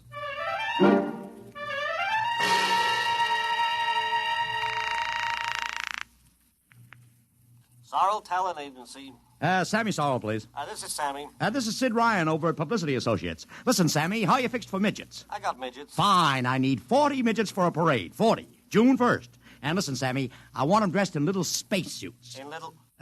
You know, like men from Mars. Mars. Okay? And I want some movie extras, maybe 50 of them. 50. Also rigged up like men from Mars. Make them look gruesome. Got that? Gruesome. Also, I need some horses with pretty girls on top of them. Maybe you can get that bunch from Maroney's Traveling Circus, the one we booked for the Fireman's Parade in Albany last year. I'll try, Sid. Never mind the expense. Just get me the talent. It sounds like you landed a big client there. Who is it? It's a secret. I gotta hang now. Call me back, Sammy. Right. How you doing, Oliver? Oh, fine, Mr. Ryan, just fine. I got 100 small boys pasting little stickers. The Martians are coming on the subway platforms. Good. We got full-page ads in all the dailies. Good. And 10-second spot announcements on every local station. Good. It's costing a fortune. Good. The more it costs, the bigger our percentage. Spend like you were going to the electric chair, Oliver. Yes, sir. How are you making out in the parade? If it comes off, it'll be the biggest thing since Barnum invented the midget. I've got Macy's, Gimbals, and Saks to contribute floats. Everything is built around the Martian theme, see? Even the horses will have long feelers attached to them and funny-looking extra legs. It'll be sensational. That sounds fine, only... Only what? Mr. Ryan, we don't even know what we're selling. Oliver, my boy, do you think old Sid Ryan has been sitting here spending all this moolah and not putting two and two together? You mean you know who Luchar represents? Just by accident, understand. I have learned that Century Pictures is making a big new epic.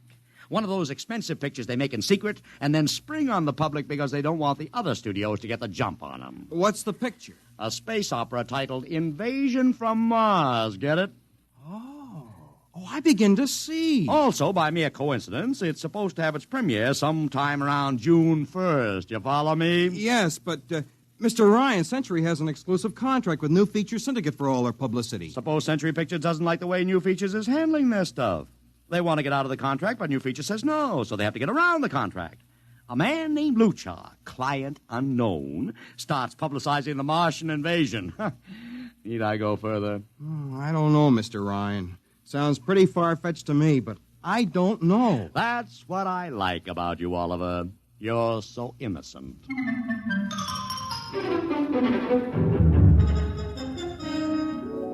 Now, let me talk to Commissioner Patrick, please. Sid Ryan. Hello. Commish, Sid Ryan. Oh. How are you, Ryan? Fine. What is it this time? You want to drop a man off the Empire State Building into a teacup full of water? The answer is no.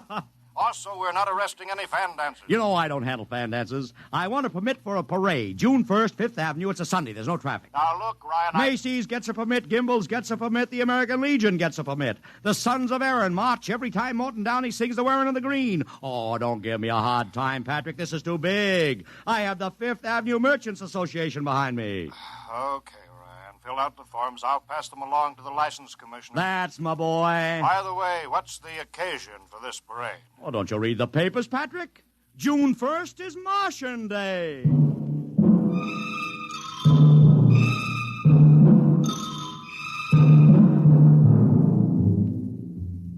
How is the campaign going, Mr. Ryan? Like wildfire, Mr. Luchar, like wildfire. Everybody and his brother is going along with the gag. Yesterday, we distributed 50,000 Martian hats to school kids. I got some of the merchants doing World of Tomorrow displays in their windows. Every big novelty manufacturer in town is climbing on the bandwagon. They want to get into the parade with floats, giveaways, anything. Everybody smells a buck to be made.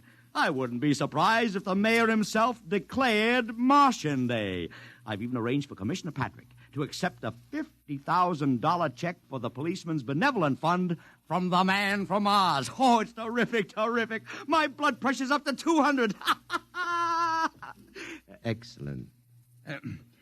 I understand Century Pictures spent over $1 million making that space opera. I beg pardon? Oh, come, Mr. Luchar. Sid Ryan wasn't born yesterday, you know. I know who our client is, even if you don't admit it. You do? Always thinking that's me. Well, as long as you know, let's keep it to ourselves, shall we, Mr. Ryan? As you once remarked, when these things leak out, it destroys the surprise and ruins the effectiveness of the campaign.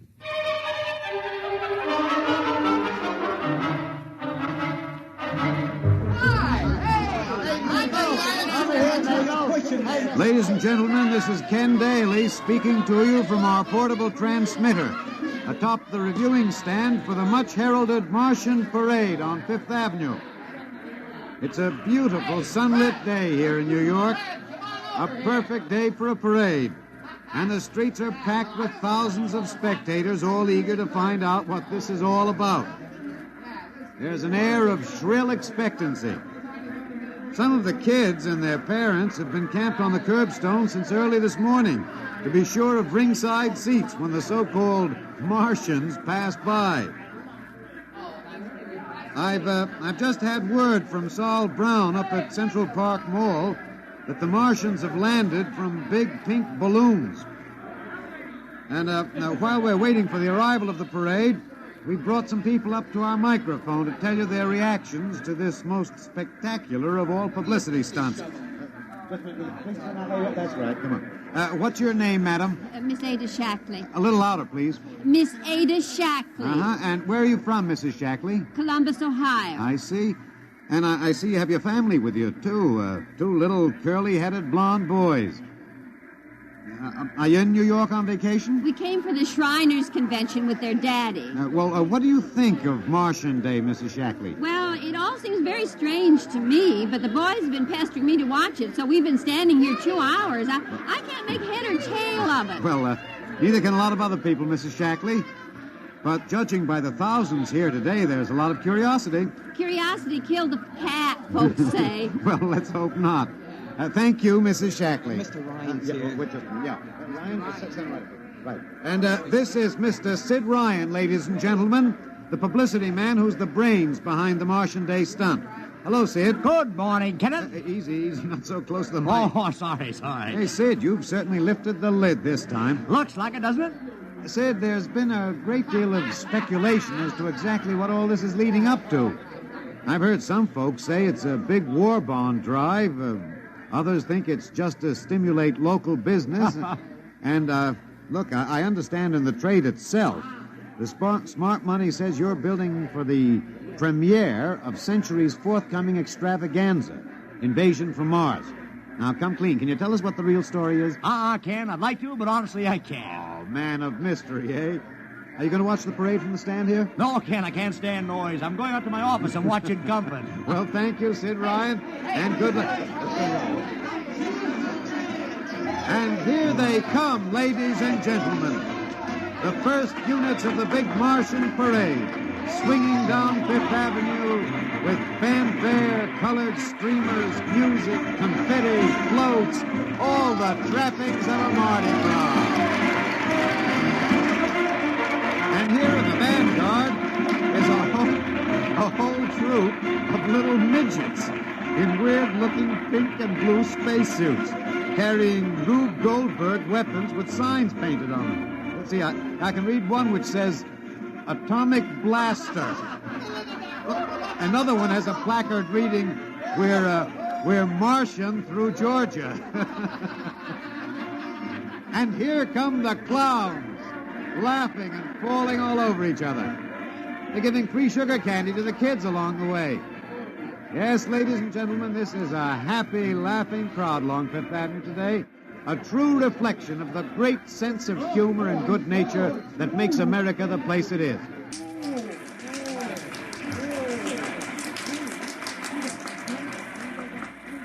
This is promised as the climax of the show.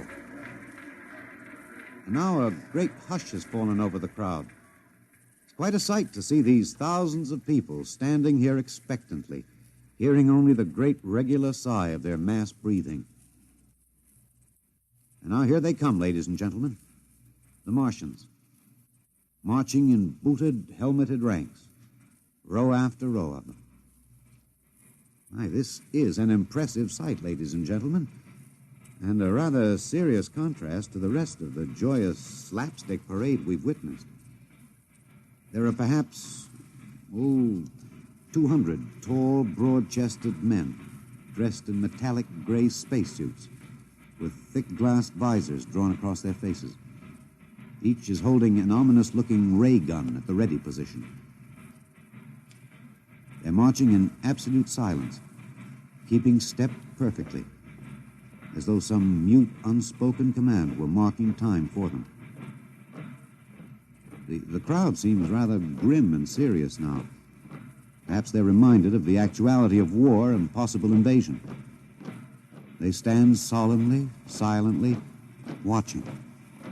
Even the children are awed. And now the first ranks of the Martians are moving past us down Fifth Avenue toward the reviewing stands at the square. No one moves. What's that? What's happening? A woman, ladies and gentlemen. She dashed out into the street. For what reason, I don't know. She attempted to lift the visor of one of the Martian spacesuits, but just as she reached the Martian, she fell forward in a dead faint. tell you, I've never felt such mass tension in a crowd as we're experiencing here right now, today. All sorts of rumors have begun filtering back through the audience. There are excited whispers of she's dead, she fainted, and now an undercurrent of... what? They're really Martians.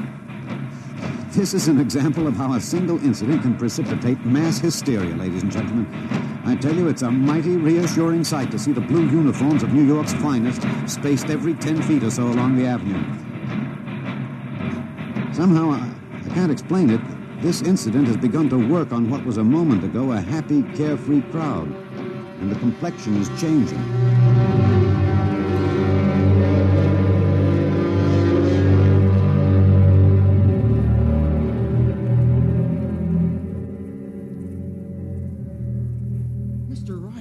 Did you see that?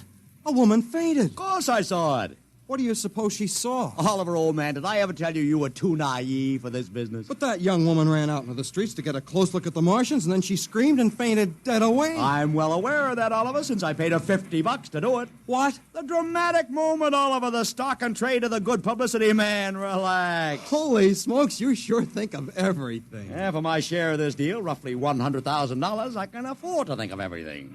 Shut the window. Don't you want to see the finish? We'll go down to the reviewing stand for the finish. Right now, I want to make a phone call. By the way, where's Lucha? I haven't seen him. Well, he'll be around. Boy, those Martians sure look like the real thing. How would you know the real thing if you saw it, Oliver? Well, gee, I don't know. Close the window, Oliver. Oh, yes, Mr. Ryan.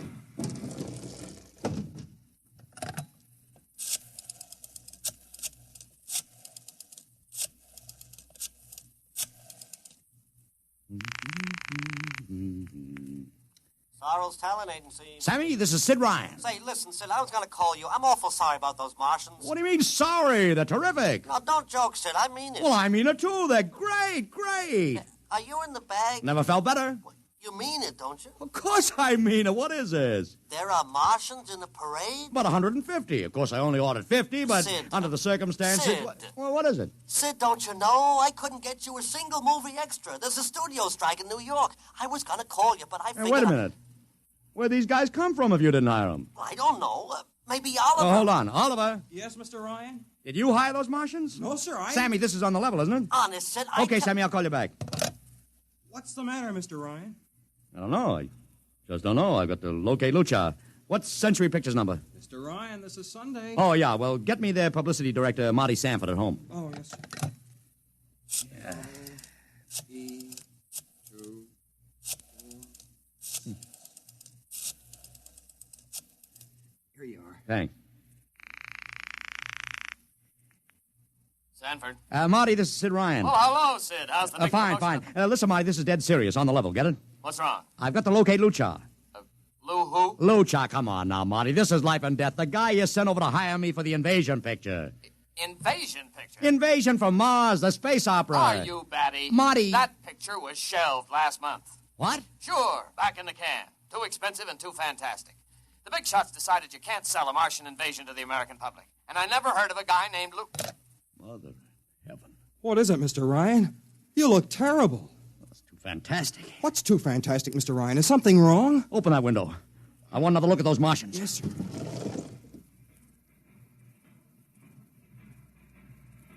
Look at them. Oliver, you were in the Army. Could 150 movie extras learn to march like that in, say, 24 hours? Not in 24 days, Mr. Ryan. Not a second's hesitation. Not one other step. Look at the way they carry those ray guns at the ready. The only other time I've seen troops march like that was in a film of the Nazi stormtroops marching through the streets of Paris. See those chests on them? That's pride. Sheer, arrogant pride. Look at those chins. That's contempt. Nobody could act like that. Mr. Ryan! Oliver, get down there. Find that woman who fainted. Her name's Gloria Montex. Get her up here. Make it fast.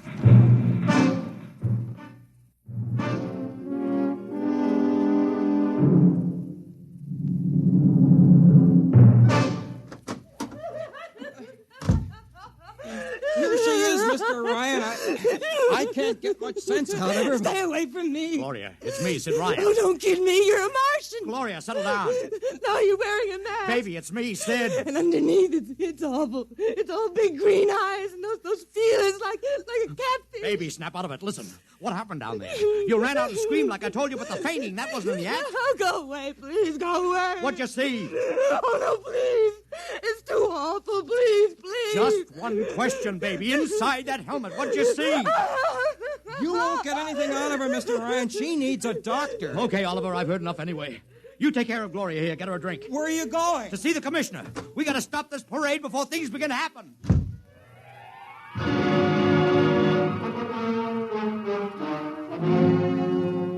Okay, Ryan, what's the beef? Listen, Patrick, I don't know what it is, see, but something's wrong. You gotta stop that parade. I suppose you'd like the riot squad. That would get you a front-page spread on every paper in town. Honest, you publicity guys give me a pay. This may be a matter of life and death. Oh, sure. Look, Ryan, I've got no time for your cheap publicity gags. I'm a busy man. Listen, I'm trying to tell you I don't know where these Martians came from, who they are, anything about them. All I want you to do is stop the parade and make sure they're on the level. Ryan, I'm wise to your tricks. Now, if you let the sergeant show you out... You won't do it, huh? An honest citizen appeals for protection and you refuse it. I most emphatically do. Now beat it. All right, Patrick. I'll go right to the mayor's office. I'll have you busted flatter than a fried egg. Go ahead. I'm sure his honor will be glad to toss you out on that phony nickel-plated skull of yours.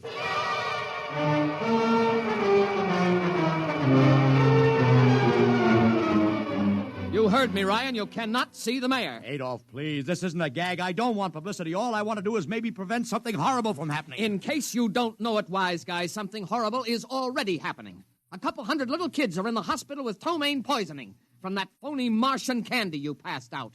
Or didn't you know? I didn't. We've got to stop that parade. Sure, you'd like nothing better than to start a panic now. Maybe a few hundred people would get trampled to death. Think of the newspaper space that would get you and your product. I won't stand for this, Adolf. You won't have to, because you're going to get out of here right now. Go on, beat it. Get out. You and your publicity stunts make me sick to my stomach.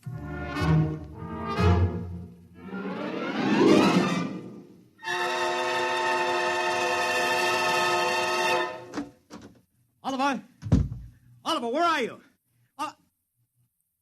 Oliver! It is useless What? to scream at him, Mr. Ryan. Your friend is quite dead. Lucha. He wanted to run to the police with some story about a Martian invasion. I found it necessary to restrain him. Restrain him, you stinking murderer. Now, Mr. Ryan, collect yourself. After all our planning, it wouldn't do to have everything spoiled, now would it? Lucha, start talking and talk fast, because when you get through, I'm going to take you apart piece by piece. What's this all about? But surely you know, Mr. Ryan. After all, you've been publicizing it for months. Listen, you... Please, do not interrupt.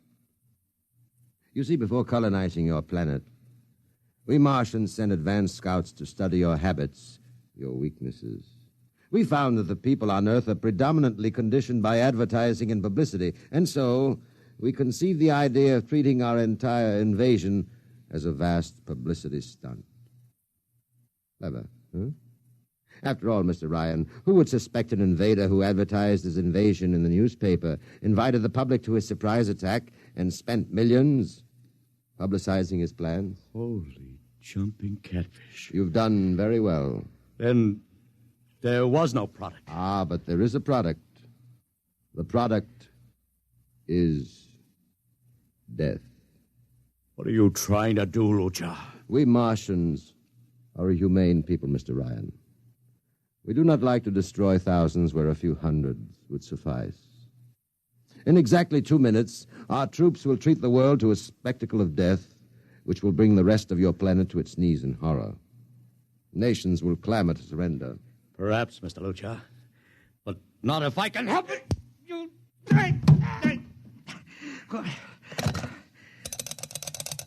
Yes, please. Operator, this is Mr. Ryan. Get me the field telephone on the reviewing stand of the Martian Day Parade. Hurry. Anyone in particular? Just hurry. Reviewing stand, Sergeant Cassidy. Get me Commissioner Patrick. Hello. Hello. You'll have to talk louder. I want Commissioner Patrick. Oh. Patrick! Wait a minute. Things are quieting down. Now, what was it you wanted? This is Ryan. I have to talk to the commissioner. It's a matter of life and death. I'm sorry, you can't talk to him now. The chief Martian is presenting the PBA check to him. The Martians are going to fire a salute. Listen, you got to stop him. What? Stop him! I'm sorry, Mr. Ryan. You idiot, the worst is going on!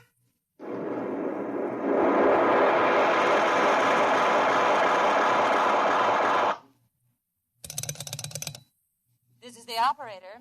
I'm sorry, Mr. Ryan, you've been cut off. I can't seem to get them back. Doesn't matter, operator. Nothing matters now.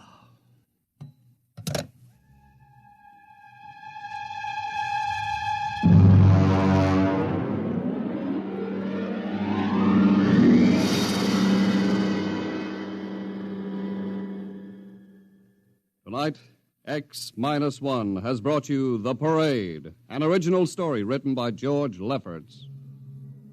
Featured in the cast were Joseph Curtin as Ryan, Joe DeSantis as Luchar, Alexander Scorby as Daly, Agnes Young as the woman, Ellen Deming as Gloria, John Thomas as Oliver, Arthur Anderson as Sammy, Wendell Holmes as the Commissioner, and William Keane as Sanford. Your announcer, Don Pardo. X-1 was directed by Fred Way and is a transcribed NBC Radio Network production.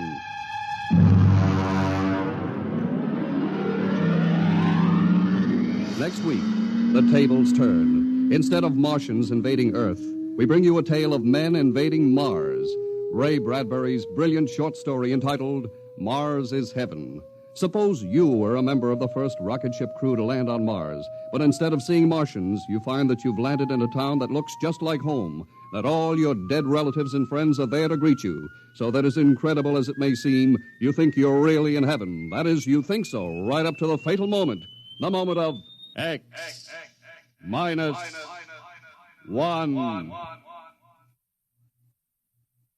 Join the Abbotts on another baffling mystery tonight over most NBC radio stations.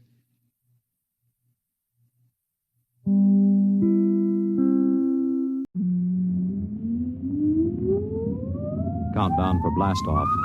X-5, 4, 3, 2, X-1, fire.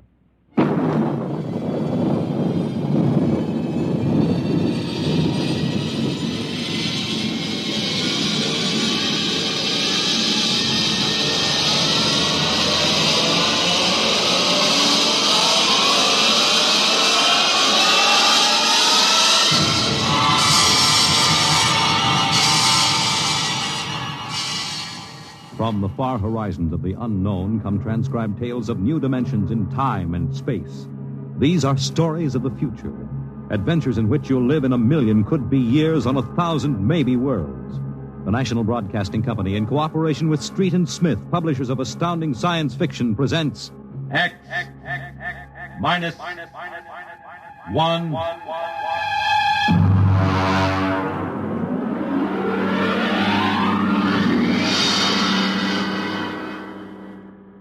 Tonight's story, Child's Play by William Tenn.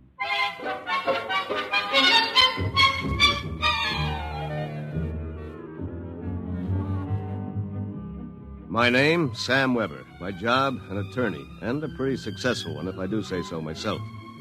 Maybe you won't believe it. My best friends find it hard to believe, but I used to be a completely different guy. Frightened, sickly, nearsighted, a real Mortimer Meek. No kidding. That was 10 years ago. The big change in me began to take place on a cold December morning in 1955. Just a moment, please. Yes, please. Weber? Yes. Samuel? That's right. Okay, Jack, step back. All right, fellas, bring it in. Just a moment. You must have the wrong... Watch it, Jack.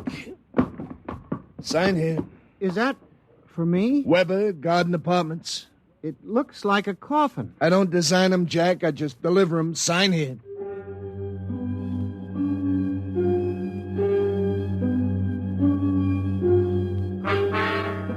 After much straining, I wasn't in very good physical shape those days.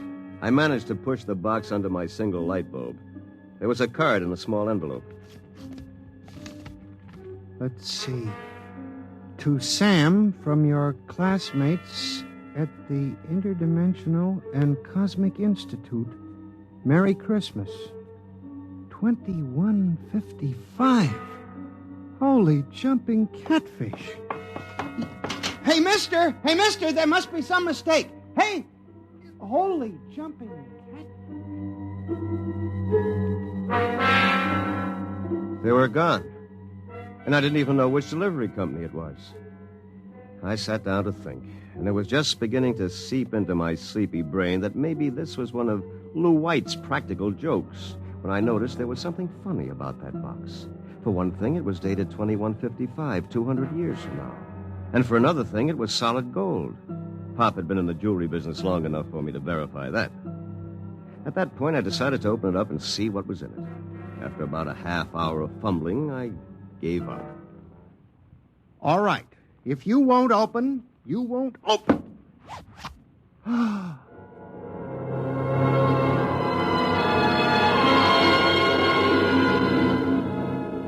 No sooner had I said the word open than it came apart like the skin off a banana. There inside was something resembling a high-powered kid's chemical set. Vials, jars, tubes, wires. You never saw so much scientific-looking junk in your life. And on top of it all was a book of instructions printed in mad green streaks. I opened the cover and read page 1.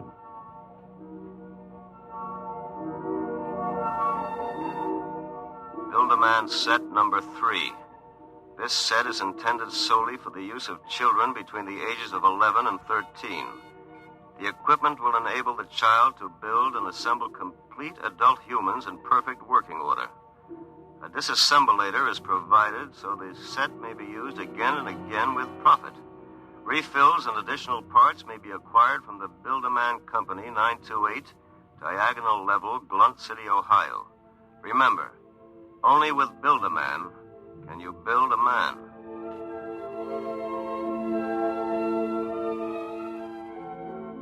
When I arrived at work that morning, an hour late, my brain was still reeling with the stuff I'd read in the instruction book.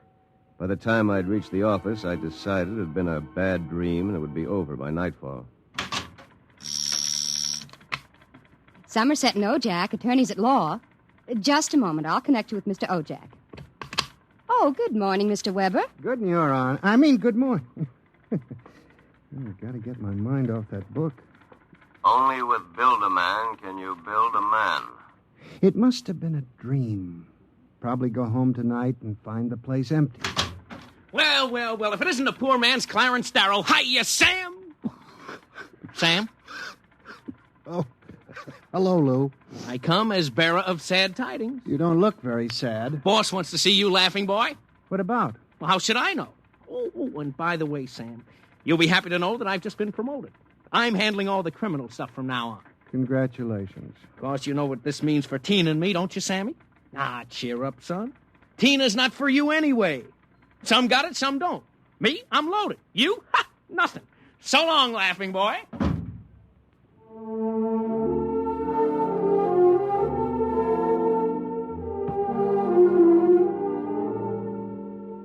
That was my good friend, Lou White.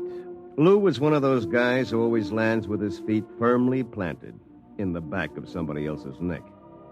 In the year I had known him, he'd already managed to steal the job I wanted, and he was now working on the girl I wanted. Her name was Tina. Tina Velvet. She was...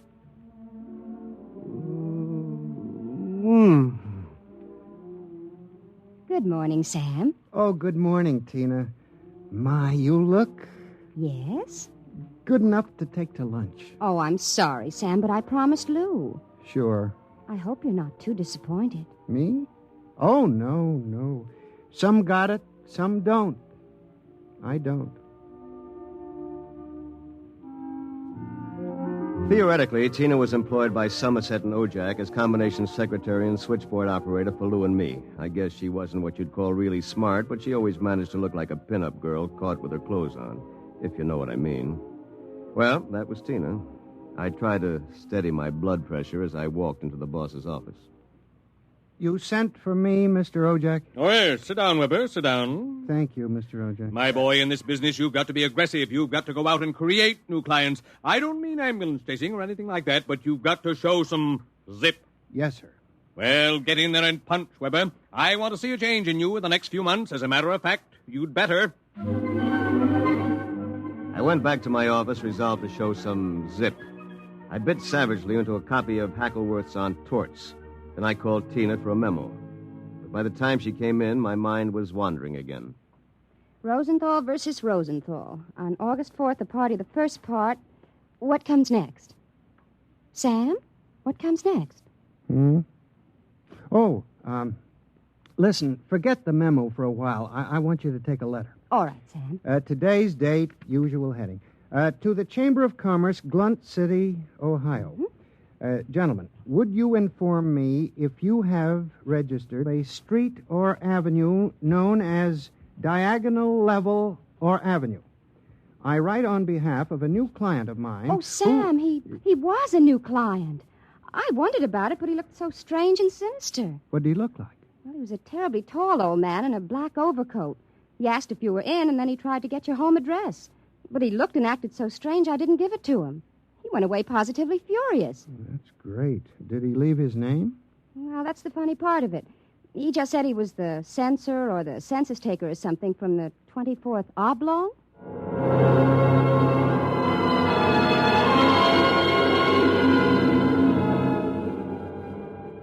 I left the office early and went home. Sure enough, there it was, my Build-A-Man set gleaming a little obscenely in the corner. I walked over to it, gave it a kick, and hollered, "Open sesame!" 3 minutes later, I was flopped down in bed reading Chapter 1, Making Simple Living Things. An hour later, I was fooling around with such complicated items as the Junior Bicalibrator, which measured everything from blood pressure to hemoglobin content, and the Jiffy Vitalizer, which was actually supposed to put life in your creation, providing you had followed instructions carefully. At 8 o'clock, I went out to supper with the idea of getting a little drunk. I did. At 9:45, I came back and made my first simple living thing. Here, boy. Here, boy. Maybe you aren't a boy. Let's see. According to the book, you are a rubicular oyster hog. Not much to look at, but I made you. Me, Sam Weber, attorney at law. I have created life. Hey, come back here. Come back. Here, boy. Here, boy. Here, boy. Hey.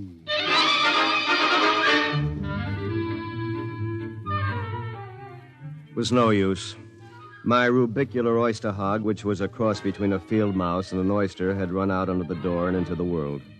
Next morning in the office, I turned to Chapter 2, Duplicating Babies and Small Humans. Assemble your mannequin, setting all molds to the indicated calibrations. To disassemble a model, use the disassemblator provided with the set. If you cannot destroy your creation, the law requires you to call the census keeper for your oblong. Good morning, Sam. Here's that memo on Rosenthal versus Rosenthal. Also a letter for you. Shall I read it? Please.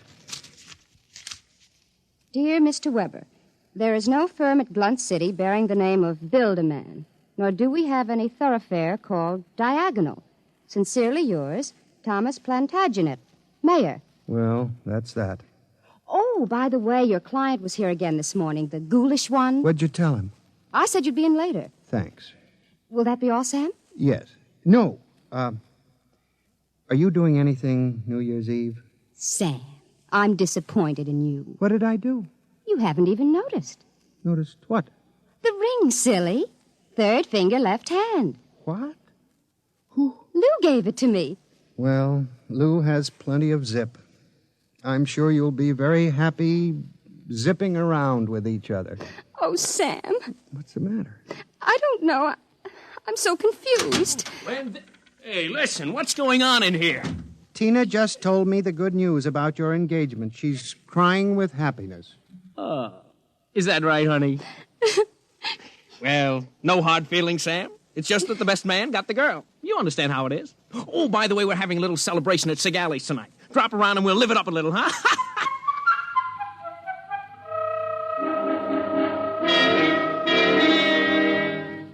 I went home feeling like a man who had been stuffed into a washing machine with the dial set at rinse dry. I was a failure. My job was a bust. My girl was going to marry a football player. I'd been playing God with a chemistry set from some crazy futuristic world. And the bill collectors were hot on my heels. Why not? Think of it. A Sam Weber without all the psychological problems you've got. A dynamic, uninhibited Sam who could win a girl like Tina by sheer magnetism.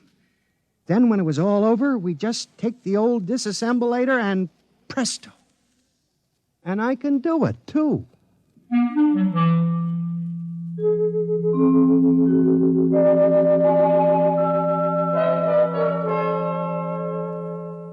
Chromosome content check. Well, here goes. It's moving. Holy mackerel. It's alive. It's sitting up. Whoa! Hey, I feel great. Take it easy.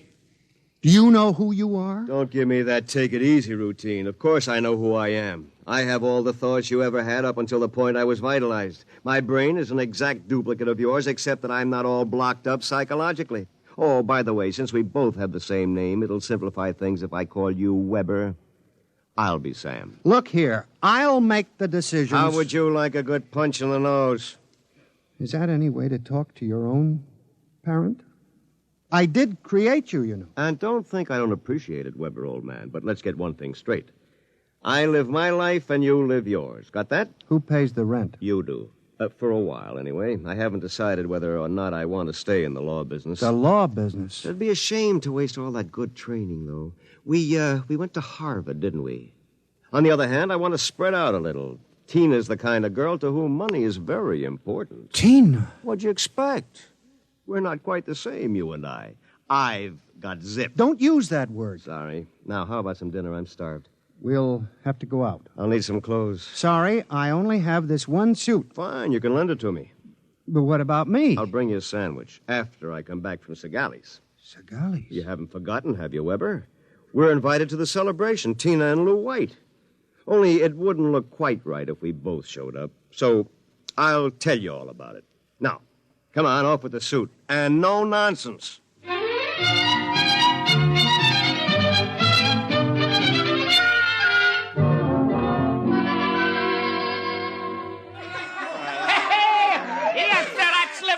Folks. Yahoo! Hey, have another drink, Mr. Ojak. Come on. Thank you, Lou. Is everybody happy?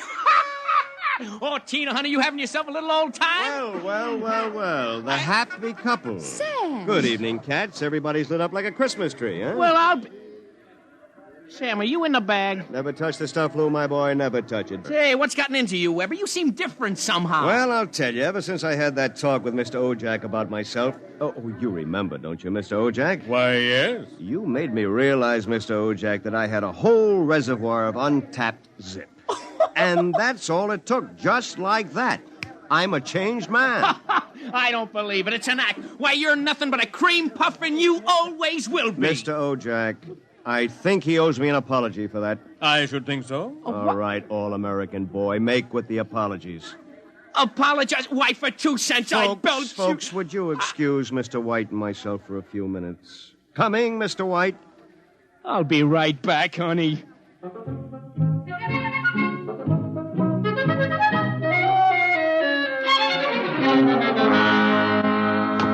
Oh, no! Okay, big boy, you've taken enough punishment. Sam, Lou, don't kill him. He did... Oh, dear. He'll be all right in a little while, baby. Did you? I mean... Oh, Sam. Tina. We really shouldn't be... kissing like this. Well, it's what you've always wanted, isn't it? Well... Isn't it? Oh, Sam.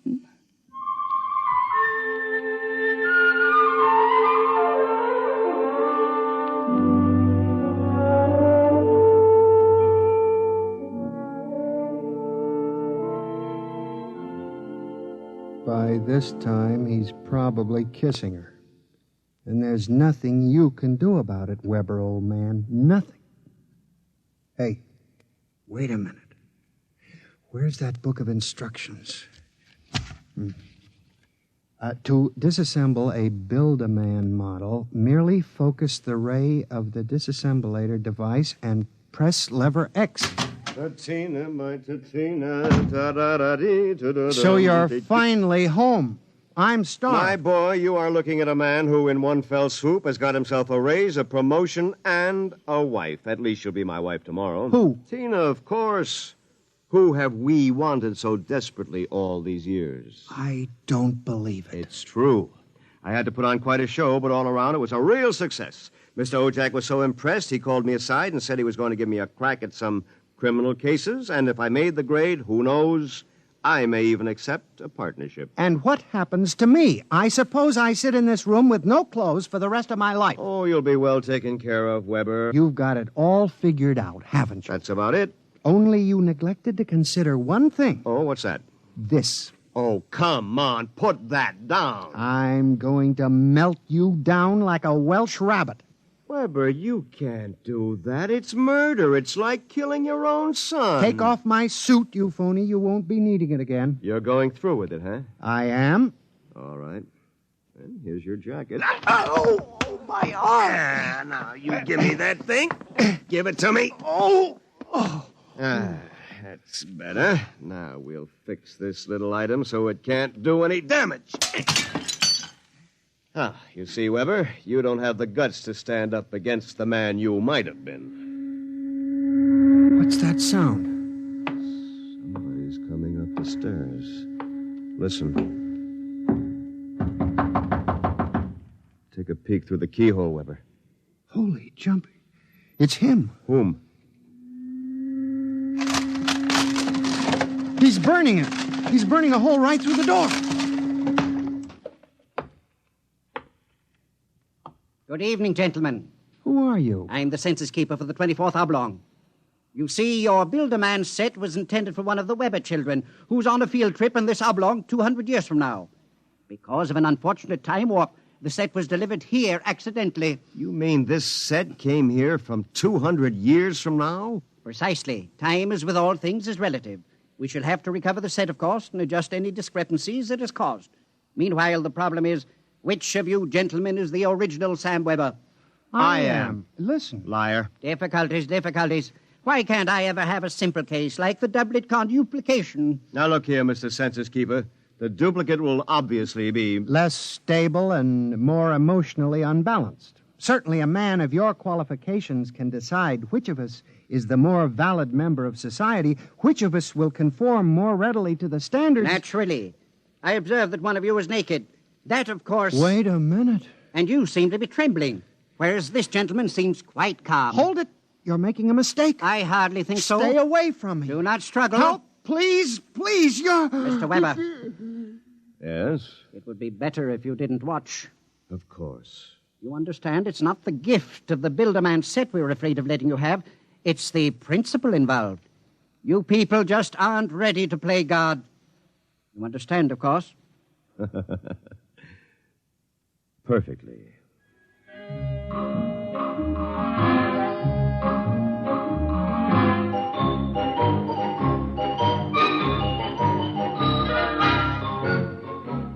Well, that's my story. Within 10 seconds, the old Sam Weber had been completely dismantled and packed into the box. Tina and I were married, as you know, and I went on to become a full partner in the firm of Ojak, Somerset, and Weber. Oh, and by the way, Tina and I have been doing quite successfully what the old Sam Weber and his Build-A-Man set made such a mess of. We have 1, 2, 3 little carnuplications. Sam Jr., age 4, Sameta, age 3, and Samina, age 2 months. Good night. You have just heard X-1, presented by the National Broadcasting Company in cooperation with Street and Smith, publishers of astounding science fiction.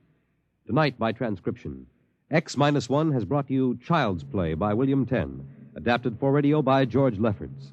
Featured in the cast were Bill Zuckert as the truck driver, John Gibson as Sam, Grant Richards as his alter ego, Peggy Lobbin was Tina, Ted Osborne played Mr. Ojak, Bob Hastings played Lou, and Guy Rep was the man from the Census Bureau. your announcer, Fred Collins. X-1 was an NBC Radio Network production.